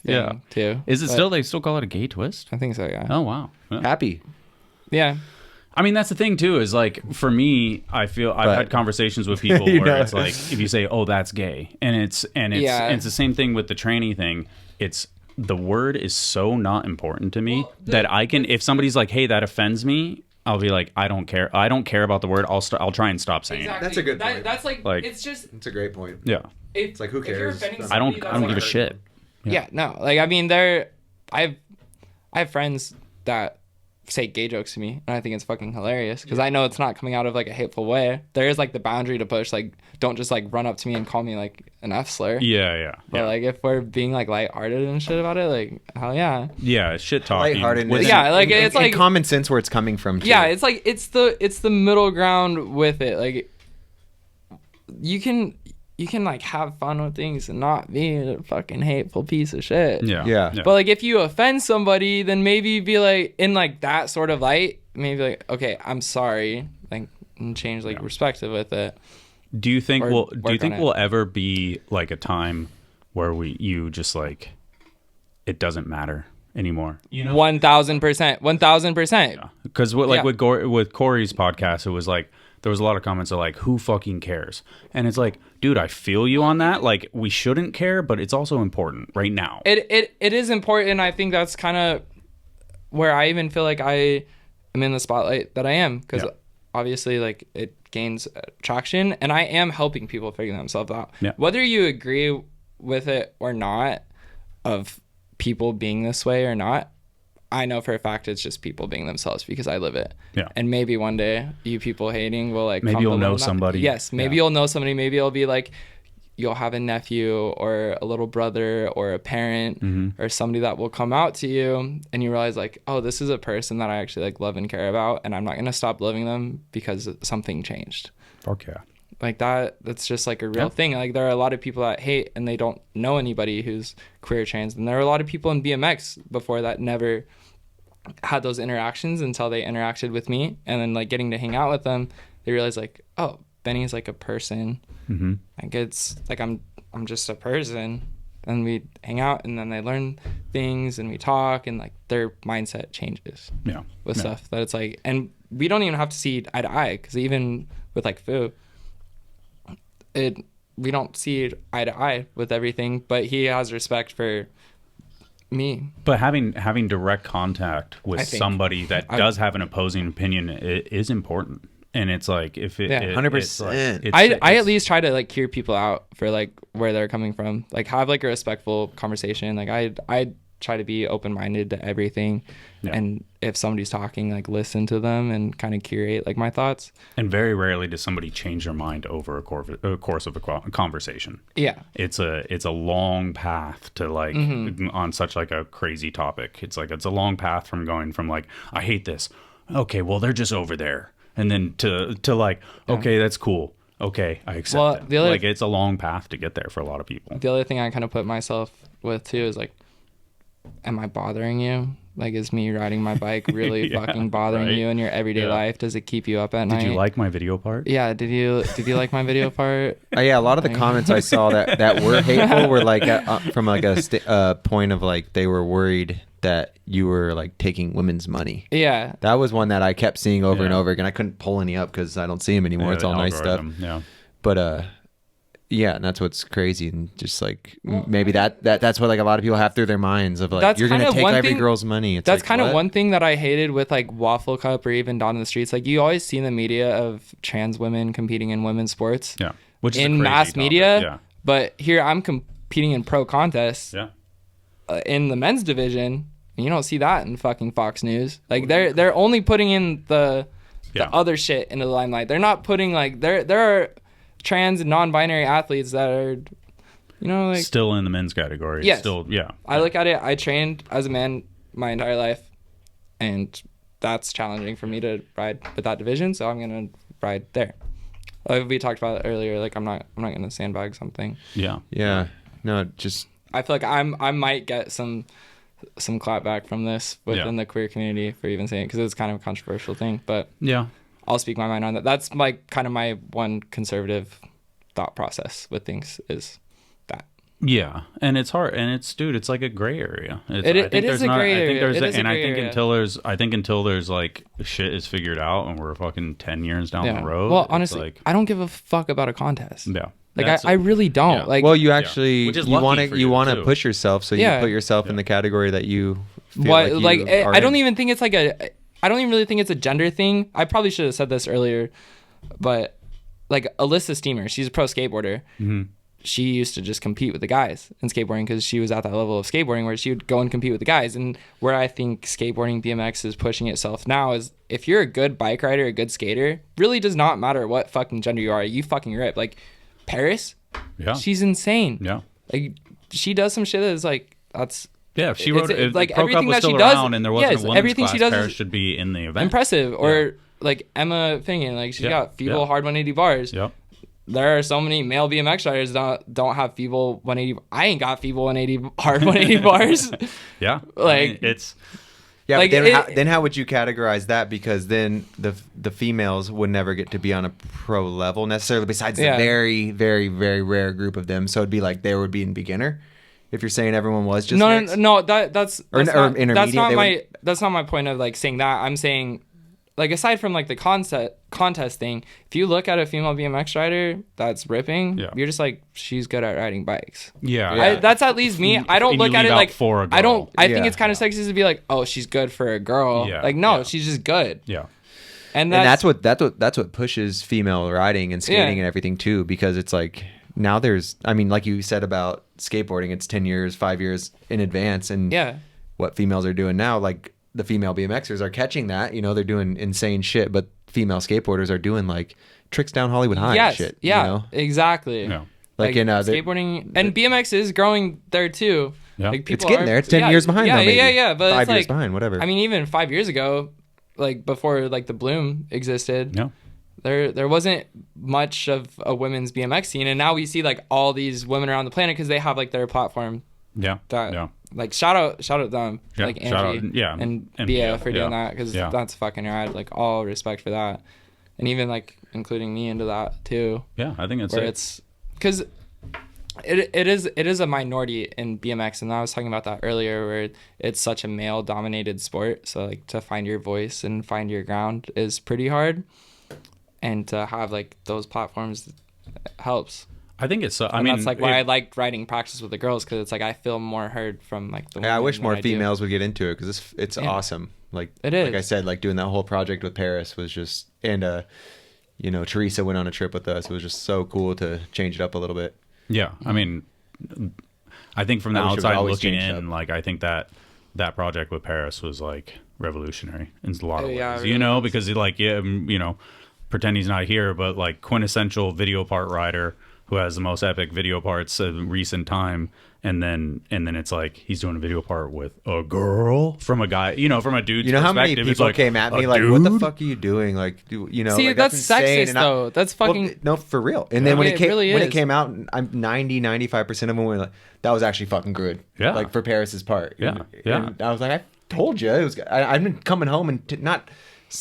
You know, it's like I don't want to. But people were thinking that it was going to bring you down because you were associated. No, like the but, video, like, about that. But that's like I hate that like sexist mindset of things where it's like, oh, women can't do this because they may not have the male anatomy to do like super fucking crazy. It's different. It's just like it's cool different. To see them work with what they can do and exactly. If anything, I think it's more fucking impressive. Yeah. Like honestly, I have so many friends, like girl skaters, BMX riders, and they all say they'll go to a skate park and there'll be some guy coming up to them and be like trying to teach them how to do a trick, thinking that they don't know how to like do it. Yeah. You know, and it's like they got brains too. Women are fucking people too. Like. Is the thing that went mindset. The thing that went viral recently with like the chick that is like a pro golfer, and then it was like, exactly, the dude was like, your swing is ma'am, like that's pretty good, and but she's a fucking pro golfer. Literally is like a pro golfer with like a million followers, and she was like, okay, and then thanks, and then he just like kept going. I hope he saw that video. Oh, I'm sure he had to. Yeah, it's like, but I heard it on the radio the other day. Pompous, like. Just, dude, we got so much work to do. That's reality. That's and I'm not perfect by any means, and I'm like a dense. Nobody's perfect. Hannah Montana said it best. Yeah. I don't know that reference, but definitely, people will. That's a Gen Z thing. I was like, that's related to age more than anything. Nobody's perfect is a good quote too, because nobody's perfect, and learning's the funnest thing. Trying to learn to make people happier, people to be around, and it makes make the world a happier place. The way it is, learning. It's like it makes your life happier. It would be sick. The BMX train's picking you up. Do a podcast where we don't even talk about gender or sexuality. Well, originally, like the 2.0, like let's. I'm down. Yeah, like originally what? Like when we first talked, I was like, I don't even really want to like. It'd be cool to do a podcast and not even bring up any fact about like. That'd be crazy. About, like, let's like just like not even acknowledge it, because that's like where I. This is a good one though, because just naturally, like I want to know all that stuff. Yeah. You know, and I guess that's. I mean, we've talked about it a little bit, like when like we went out that like one night. And stuff. And I think it's obviously an important topic because of the comments yesterday. The timing was good. Yeah. Just really like do it. But the next one. Just talk about just pretend it doesn't exist. Bike riding, I just that's look eventually at it like what will happen though when you become just friends with someone. You learn that stuff. Okay, I got that. Boom, but programmed, and now. Eventually, I think the world will get to the point where it's like it is just normalized. Yeah. And this kind of stuff helps. It's just it, and that's because this conversation with 3 people all of a sudden is going to be a lot more. Exactly. They get to listen. Exactly, and that's what I was. And there's a bunch of unhappy people in the comments, and it is what there's it is. There's gonna be the haters on this shit, but it's like, well, let's see if those people actually want to listen and learn a little bit. Mm-hmm. You know, I hope those people actually listen to it all the way through. So if you're here, say, and you're a hater and you hated it, right? Fuck Fudger. Fuck Fudger. That was good timing. I knew it was fuck coming. Fudger. All right, fuck Dennis or fuck Fudger. I saw one of the comments and it was like, I thought it was kind of clever. It was like, what the hell is happening in BMX? I know. Like, but that's like the idea is what like people are like, what the hell is happening in BMX? Core masculine, like fuck if like, everything was the same, it'd be boring as shit. Yeah, exactly. Fucking enjoy it. Fucking if you don't, and if you don't like me being in BMX, don't watch my fucking video part. I don't want you to watch my shit. Yeah. Then like that's exactly. Like I don't care. I'm going to thrive whether you like me or not. Your internet comment is not going to make a difference. Your internet hate or your perception of me is not going to change the trajectory of my life. Yeah. I'm going to go to bed and get my 8 hours and wake up and go, good morning, world. Benny, thank you for going, man. Or woman, or fuck, I just blew it at the very end. Nice. God damn it. We'll end it on Fudger Blow. I learned nothing. Any last words? Anything for the podcast? We're gonna do a 2.0. We won't have to talk about gender. It's as much. It's all love. It's all love from my end. Fudger, honestly, you did a great job. It's all my love. It's all love from my end. Like even if we don't see eye to eye, and you want to have a conversation about stuff, I'm more than willing to talk about like anything. I try not to keep hate in my heart for something. There's bigger shit to worry about in the world. Communication and love that ends the fucking hate. We didn't even talk about injuries. Yeah, we kind of did, but kind of. Yeah. What's up with injuries? You want to talk about that? I just like lacerated my spleen like a month ago. Really? Kind of gnarly. Yeah. Damn. No surgery. Second day in New York, and like fell on like stair set, and it was the day before my before my campaign for Milk Makeup, and I did it, and I thought I just had like food poisoning or something, and Lacerated my spleen, was in the hospital for a week, got out of it. Now I'm just getting back. No surgery though. They just told you to chill. No, I had surgery. You did Damn, so you did this big one. Shoot with the lacerated spleen and then went afterwards. Yeah. Yeah. That's cool. That's amazing. That's and horrible. got my trick after I fell. I was like, see, that's why they're changing this whole model thing up. They're like, you're way cooler. That's insane. Benny's bleeding on the inside, but still gonna come to the model shoot. I'm kind of glad I brought. That was like one of the gnarliest experiences that I've had in my life. Yeah, what was up with that? I think Rob Wise did that, and it was really like, it's gnarly, right? Yeah, it was super gnarly. I was like on the subway going back home in New York, and I like got this like red light, like emergency flash in my body, like, yo, you're fucking dying right now. Yeah. And I was like passing out from the pain, so I got off the subway, rented a city bike because I was like, keep myself conscious. Like, I would have passed out if I stayed on the subway. City Bike boys. Shout out to City Bike. That's my that's Jerome. Right? Yeah. That's who got me into like the modeling world. Yeah. Full circle fucking thing. Yeah. So I city biked myself to the ER and got to the ER and I was like passing out and get to the waiting room. I was like Googling shit. And I was like, oh fuck, I think I like lacerated my spleen. And they're like, nah, you didn't do shit. Like most people pass out from that. I'm like, you don't understand like our pain tolerance with BMX. Yeah. How long has this been since the fall? 2 months. I know, but like since the crash, like to where you're in the hospital telling these doctors, I did this. 3 days. 3 days. 3 days? Yeah. So I was like a slow bleed. Yeah. That's insane. Yeah. I just thought I had food poisoning. I felt the stomach pain, but I was like, I thought I had like food poisoning or something. I didn't. And then it just like got worse and worse and worse and worse. But so I get to the ER. They tell me like pretty much like, oh, bullshit. They put me on a gurney in the hallway of the ER. And I'm just like laying in the hallway like fucking like dying from pain. Is it making you sick or just painful? Yeah, I'm pale white, sweating. Like, I could see why they wouldn't out. think that you had a lacerated spleen because it's 3 They days. thought I was like probably on drugs to trying to get pills or something. Yeah. Because I was like, I'm in so much pain. Like, help me. Like, whatever. So 7 hours goes by. 7 hours in the 7 hours. 7 hours in the hallway. And they're like, okay, we'll go get a CT scan. I get the CT scan. They take me back down to the ER. And then 10 minutes later, the entire trauma team comes down and was like, yeah, you lacerated your spleen. You're bleeding out into your abdomen. You have surgery now. Take me to surgery. They shove like a wire up through like the artery, like in my groin, like all the way up here to my spleen. Like fixed it. Stayed in the hospital for a week. Damn. That's crazy. Yeah, I've never heard of such a slow bleed like that. It was scary. They were kind of saying like if I waited like one more day, I would have died. There was some like Rob too, where he was like maybe a little faster bleed, but right when he got to the hospital, they're like, "This is something you die from," and he was gonna jump on the flight to go somewhere, and before he flew, Barcelona one, he made him pull the plane over because he's like, "I'm dying," and they let him off the plane, and if he would have got on the flight, he would have died. So yeah, I've heard how gnarly that injury is. So yeah, you went to the hospital and you didn't just die. Yeah. You just know you're dying. You just know you're dying because Rob was. I've never. Rob would never speak up to get off the plane. I know. I've never felt like that. You're dying. That's why I said like it's like this like red light like flash. You got in your on body. a city bike and took you to the hospital. Like, yeah, like it was like fight or flight. Like that's crazy. Save your life. Like almost. That's insane. When you know you're dying, you know. Because Rob was the same thing. He made the fucking plane go trippy. back. It is. Rob, don't do a podcast. And one day. It's. I've never experienced that in my life, and that kind of changed a lot with my mindset too about life. Of it can just be taken just like that. Yeah. So why not like live it the best that you can? Be your true authentic self.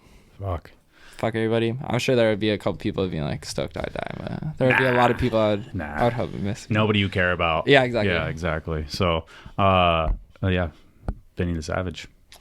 No, that's crazy. That's so funny though because they're like, no, you would know. Like you like, so the pain tolerance of bike riders. Over that's what I've learned is like with tough BMXers, you gotta like yell and scream and pretend you're dying. Well, like pretend you're a baby, you know, because we're too tough. And you sat there for 7 hours because you weren't like the normal person, like like I'm dying, you know. Even though they were like, we're gonna let Benny sit there until they either die or.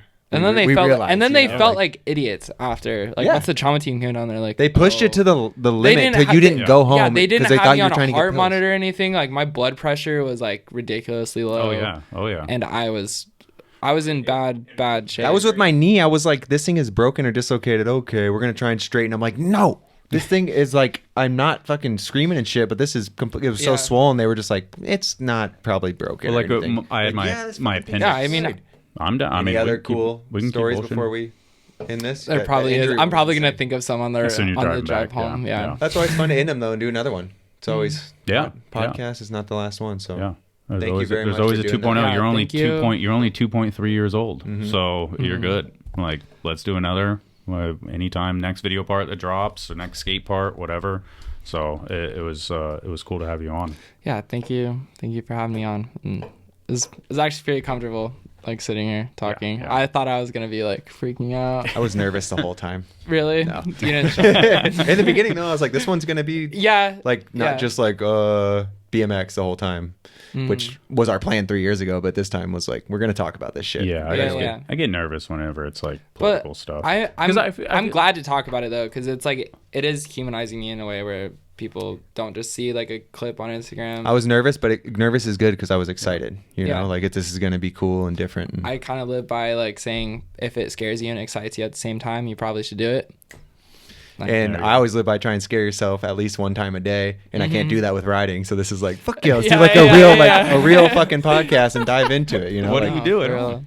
I try. It's harder now. Well, it's like if you're even make a phone call to someone that I'm like, I wouldn't have done that. I'm like, fuck it, I'm gonna call stand up and poop and see if you can get it in the bowl or something. Pooping with this thing was. I'll tell you, that was scary at first. That was a dark thought. Pooping standing up with my full leg brace on. Think about that. No, I mean, that was scary. I know you've had your fair share of knee shit, and that's kind of where my heart goes out to you. This is my first knee thing. Really? It gives me I've had like little things, tiny meniscus tears, tiny fractures. You did like your patella before too. I've done everything, never had a surgery. It was always enough to where I could just rest it and recover it. This is the first thing that my knee curled up it was bad. I was like, and waking up after a surgery, like anyone with a knee surgery, it's gnarly. It's different. It's different. And so like different monster. Somebody I know, their kid just had like knee surgery and stuff, and like they're like one of my TMs, and just my heart goes out to their kid for having to go through that surgery, because it's like it is gnarly. Yeah, it is so gnarly to go through that, and like for you too, it's. Like just working through that. I'm so grateful because this is only the ACL. What I've learned about other knee surgeries, and I'm like, wow, everyone who tore their ACL, you're like, oh, he tore his ACL, and I never really realized what it was. Now I'm like, because this is like half of that, you know? And I'm like, oh my god, like it could be a 12-month thing, like. And you hear that, but I blocked that out of my mind because I'm like, I didn't want to know about that. It is, and I've done that 3 times on my right knee, and then I had another one on my left. Yeah. So Gary did his first time was 16, and then he did it again when he was like 18 or 19, and he flew to Sweden or something to get the rope put in, and then was able to ride in 6 weeks. And then ride in 6 weeks from an ACL. Yeah, because they put the synthetic rope. You ever hear the Dave Mirra? Do you ever watch the Dave Mirra ACL story thing? No, the Hoffman one. The Hoffman. Yeah, that was that one. So the same surgery, but it was when Gary did it. It was illegal in Canada, so you had to go to Sweden or something. And then Matt Hoffman did it like no anesthetic. No anesthetic, yeah, because it wasn't legal there. So it was like a iffy time period for that. And then so he paid for that completely out of pocket. And then he had at some point, maybe when he was like 26 or something, he had double ACL surgery same time. I tried getting my doctor to do that, and they won't do it.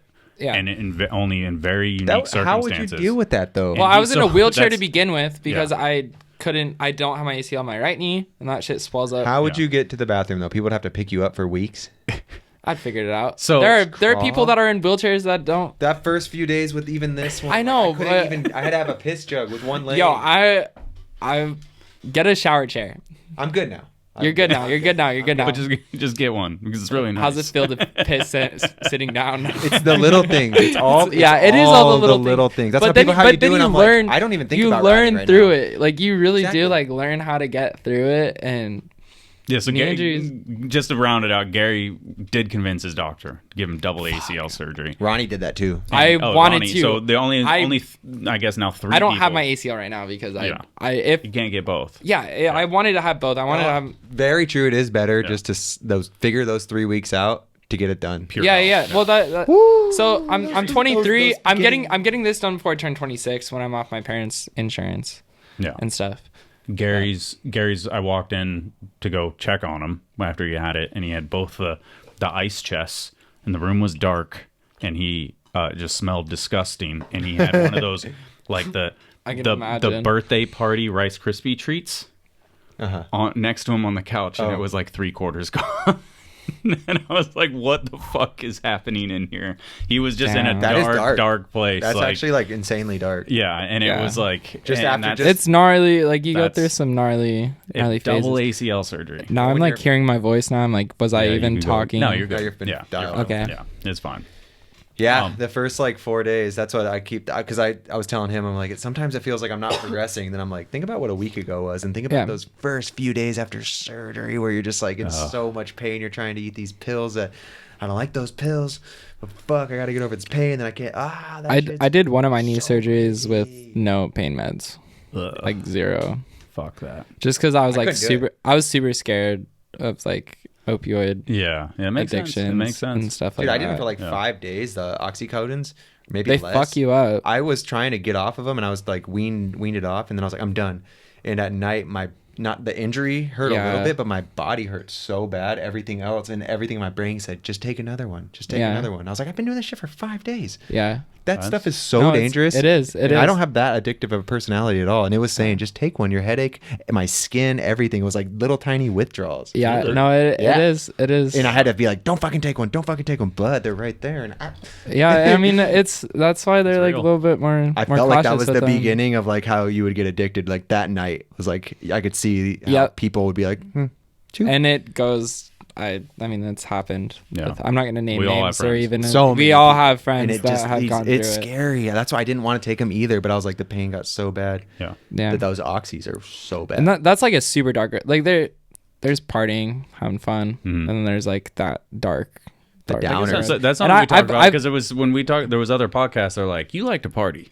And it was, and I like to party. Yeah, I do a bunch of nightlife stuff in New York. I love partying, but I always like partying too. Yeah, but like in moderation, and it's like I've also noticed it's pretty easy to get lost in the sauce, especially like when you're first like coming up and like kind of like growing stuff, and then you have more people that like want to do stuff and like getting. I remember we had a talk. We were so drunk, but I remember being like, "This shit," because I knew you were getting into the modeling, and we're talking. I was like, "It's really like cool, rock starry."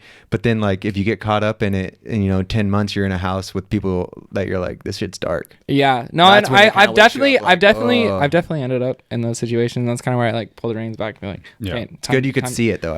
Well, I mean, don't really want to talk too much about it at this point with it, but I've definitely been in some dark shit in life, like growing up and just around dark people, and happened at a very young age where I learned, okay, this is not a path that I want to go down, and I'm 23, I want to go out and party with my friends and have a good time, but there is like that moderation, and I'm thankful that happened at a young age where it's like now I can like recognize it, where I'm not 30 and doing like the same shit. Exactly. It's just like that injury thing. It's almost better to get it done early and learn from it. Yeah, for sure. And it's more enjoyable when you have it in moderation, where you haven't like gone out in a while and you're with like good people. It's actually partying. Yeah. The word partying is because we're partying, having fun, not like I kind of need to do this all the time because it's becoming my identity. It's better with gnarly. It is hard. It's fucking gnarly. I think it's a recurring thing on the podcast. A lot of BMXers get into that for sure. Yep. Yeah. I think it's. They do go. Everybody does. What other sport really are they like? Yeah, let's get some beer and smoke a spliff before we get to the spot. Like, oh, you want to smoke a spliff before we go play tennis? Like, right. Yeah. Like it is embedded in our culture, but also like you can get lost in it. Yeah. I think responsibility, even like making up stuff to do the next day, is important. Yeah, and that's what I. I was like, I was like, oh shit, you're gonna have a baby. No. Yeah, but no, that's take my contacts out. What was like really hard for me after like losing like my stepdad like last year and being injured at like the same like I blew my knee out like a week after my stepdad passed away. And that's when you didn't want to take the pills. Yeah, because I was very smart. Because I was like, I am in such a bad headspace here, and this is like already fucking me up, and it can easily take me down a dark path. Yeah. But even then, like I feel like I party a bunch, because like I can't ride. I'm sad. I'm depressed. I miss my stepdad. Coping in certain ways. Coping in a not so healthy way, but also I had to go through it, and that's why it's called going through it. Yeah. And now it's like, after the spleen stuff kind of fucked up that trajectory, but it's like getting back like on my bike and like skating again and having like that structure. That's another thing that I didn't really take in consideration of not working like a 9-to-5 job every day is structure. Like being 23 years old and really not having like, I have obligation, but not having like, okay, I have to wake up, I have to go to work. Yeah. Where it's like easy to just go out every night and party. Yeah. Finding that structure of, okay, I gotta wake up at this time for myself to like go out and ride, go do physical therapy, go do this, is a necessity. Because if you don't have that structure, it's pretty easy. That's a hard thing for a 23-year-old to find. When there is those of, hey, you got a text message like, let's go, and you have to make that decision. Yeah, learning to say no. Yeah, and that's well, it's like the fastest thing in BMX. You go from like high school with this like structure, usually most people, and then all of a sudden you're like a teenager and you can go pro really fast, and it goes from like the least structure ever, high school, to that era, like crazy whatever. Then your early 20s, you're pro and you start getting hurt and it all stacks. So it's like you have to structure it or probably burn out. There's a lot of riders that I think over the years that I interacted with, that I saw them at a younger age and they were partying and I thought it was fun and cool, and then later in life they had a problem. Yeah. And I wish I was not encouraging in that moment, because I know who I am, and I know that I have a job to do, and I will do the job, and I am balanced in certain ways, not other ways. But when I see somebody else, I'm like, they're fun and let's fucking drink, and it's sick that they're drinking, and then I don't realize that I'm enabling them in a certain degree, but like, not that I'm like gonna cure it in any sense, but like I could. You didn't have the wisdom at the time. Could have been like, to spread that knowledge. Chill. I also live in the two places that are like the most gnarly party scene. Like LA and New York are fucking Long Beach is a party always revving. Long Beach is good that it's a little bit of a step. I don't even really party in Long Beach. Yeah, that's what I mean. Like LA is a little bit of a trek, so it's like you're within arm's reach all the time, which is good that you're not like in the epicenter. But New York is trouble for sure. Yeah. Like, well, and that's kind of where I don't really. 5 a.m. or never. Yeah, never like going to bars. afters and stuff like that in New York. Yeah, we were in Huntington and the bar was closing, or whatever that Costa Mesa area is, and you're like, we should go to LA, and you were convincing people, and I was like, you ain't fucking getting me there. Like, I know what that's gonna be. Like, I know where that train goes. I mean, I was probably drunk. And I know you were. We all were. And I was like, that's, if you're down, go for it. Like, there was like the Benny bus, and then me. I was like, nope, fuck no. Yeah, because you get it. Yeah. No. Yeah. I mean, I get it too. But it was like, in the environment. I was with people that I enjoyed. I was like, fuck it, let's keep and I remember telling you, I was like, we don't have to ride tomorrow, but I was like, if I could, I would, but I'll die. You know? And I like had to get home at some point. And that's kind of where I'm getting at now, like learning like to call it when it's time to call it. You're 23 though; it's a good time to learn. But you have to experience that stuff to. I'm still learning. Bounce. Oh yeah, bounce one way, bounce the other way, and then land right in the middle. This like last Fashion Week, I went to New York for Fashion Week, and last year I did the one shoot. But then my agents like took me off like booking for like all the different things that I was like supposed to do, which is kind of a bummer. When I'm sitting in the hospital, I'm watching everybody on my phone. I will say but it was a reset too, because it was like, sorry, but I like fucked up my inside, so I was like, I'm not gonna chill. I have to chill. Like I can't go out and be like fucked. I still went to the clubs. I poisoned my spleen and then ripped it open. Yeah, like I still went out to the clubs, but I was just drinking water. Yeah, I've definitely posed a couple of just water in the club. Like yeah. What I was going to say is that I feel like when that campaign does come out, and with the people that are in the industry that know, and there's people like, oh, who's this? And you're like, oh, that's Benny, who had a lacerated spleen in this photo. Yeah. Could be advantage, like there's a story alongside it. Like that's I was crazy. Like talking to like the people at like Milk Mako about it too, or my agents did, because one of my agents came and visited me in the hospital. Was like, check on me. Which is super sweetheart. Like, shout out Hannah. I have really cool agent like Austin and Hannah. They're just like super sweet. Their job is like obviously like protect me, and they do a really good job with that, because I know a bunch of models that don't really have oversight. oversight, best representation. It is a gnarly industry, and I got lucky to have good people like looking over me. But yeah, like when she found out that I did the shoot with the last year, she's like, what the fuck? Like, you could cancel, right? Yeah. Like if you're not feeling well, like cancel, but it's like that's not really my mentality. Like if I have an obligation to do something, like I look at it like it's work, it's business. If I feel like able-bodied to do something, even if I'm hurt a little bit, like show must go on. Like I did Dawn on the Streets without an ACL. Yeah. I'm honestly never like 100%. And that's stuff like legend in that world. I assume that's like legendary, in my opinion. I don't know. Just in general, that's like I mean, really it's still cool legendary, mindset, because that's the people who do cool shit.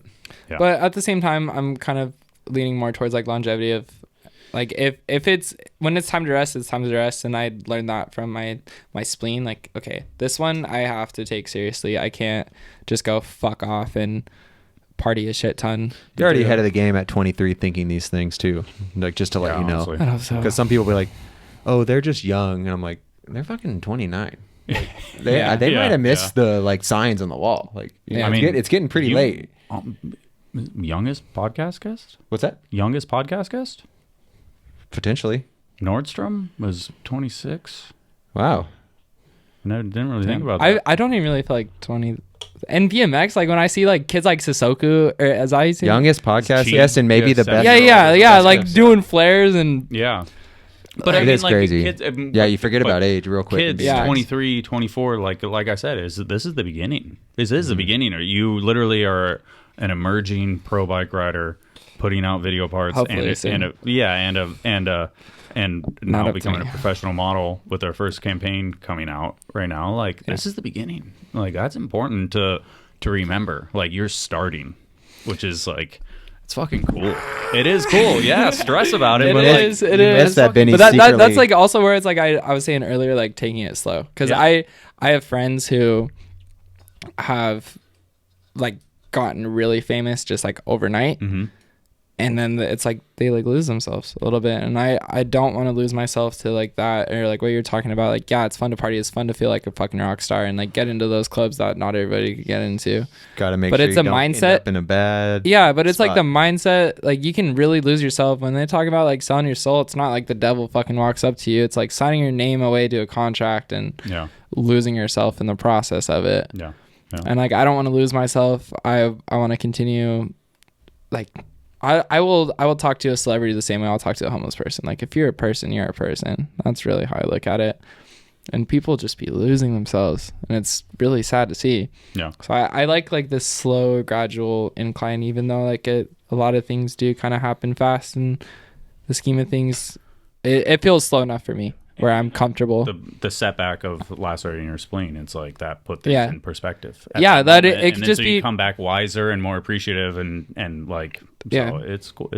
It's cool. Or even just keeping my like circle smaller and not associating with a lot of dickheads that don't really care. Yeah, always important, no matter what, whatever circle, whatever world. There's always the external force that's out to get you. Yeah, coming for you to stab you in your back. Let's talk. We should talk again in like within a year, because I want to see where Benny's at in a year. I think that'd be cool. Yeah. I think it's gonna be huge. At least a big step, because it seems like these last few years have been like these huge steps. Yeah. So we can do a yearly podcast at least. Fuck. I'm down. Cool. Do I say something dumb now? I have to piss so bad. Go piss girl. Do you know what the go piss girl meme is? No girl piss code? Go piss girl. It's like a Gossip Girl reference. Like it's like it's just stupid internet, stupid Gen Z coded brain. But I enjoyed that the last half.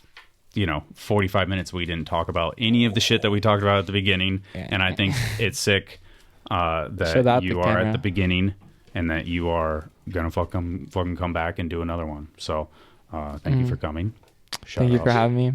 Shout out to Benny. Shout out to Dale. Shout out to Dennis. Shout out to Dennis's new daughter. Gregson, but I'm gonna try this one.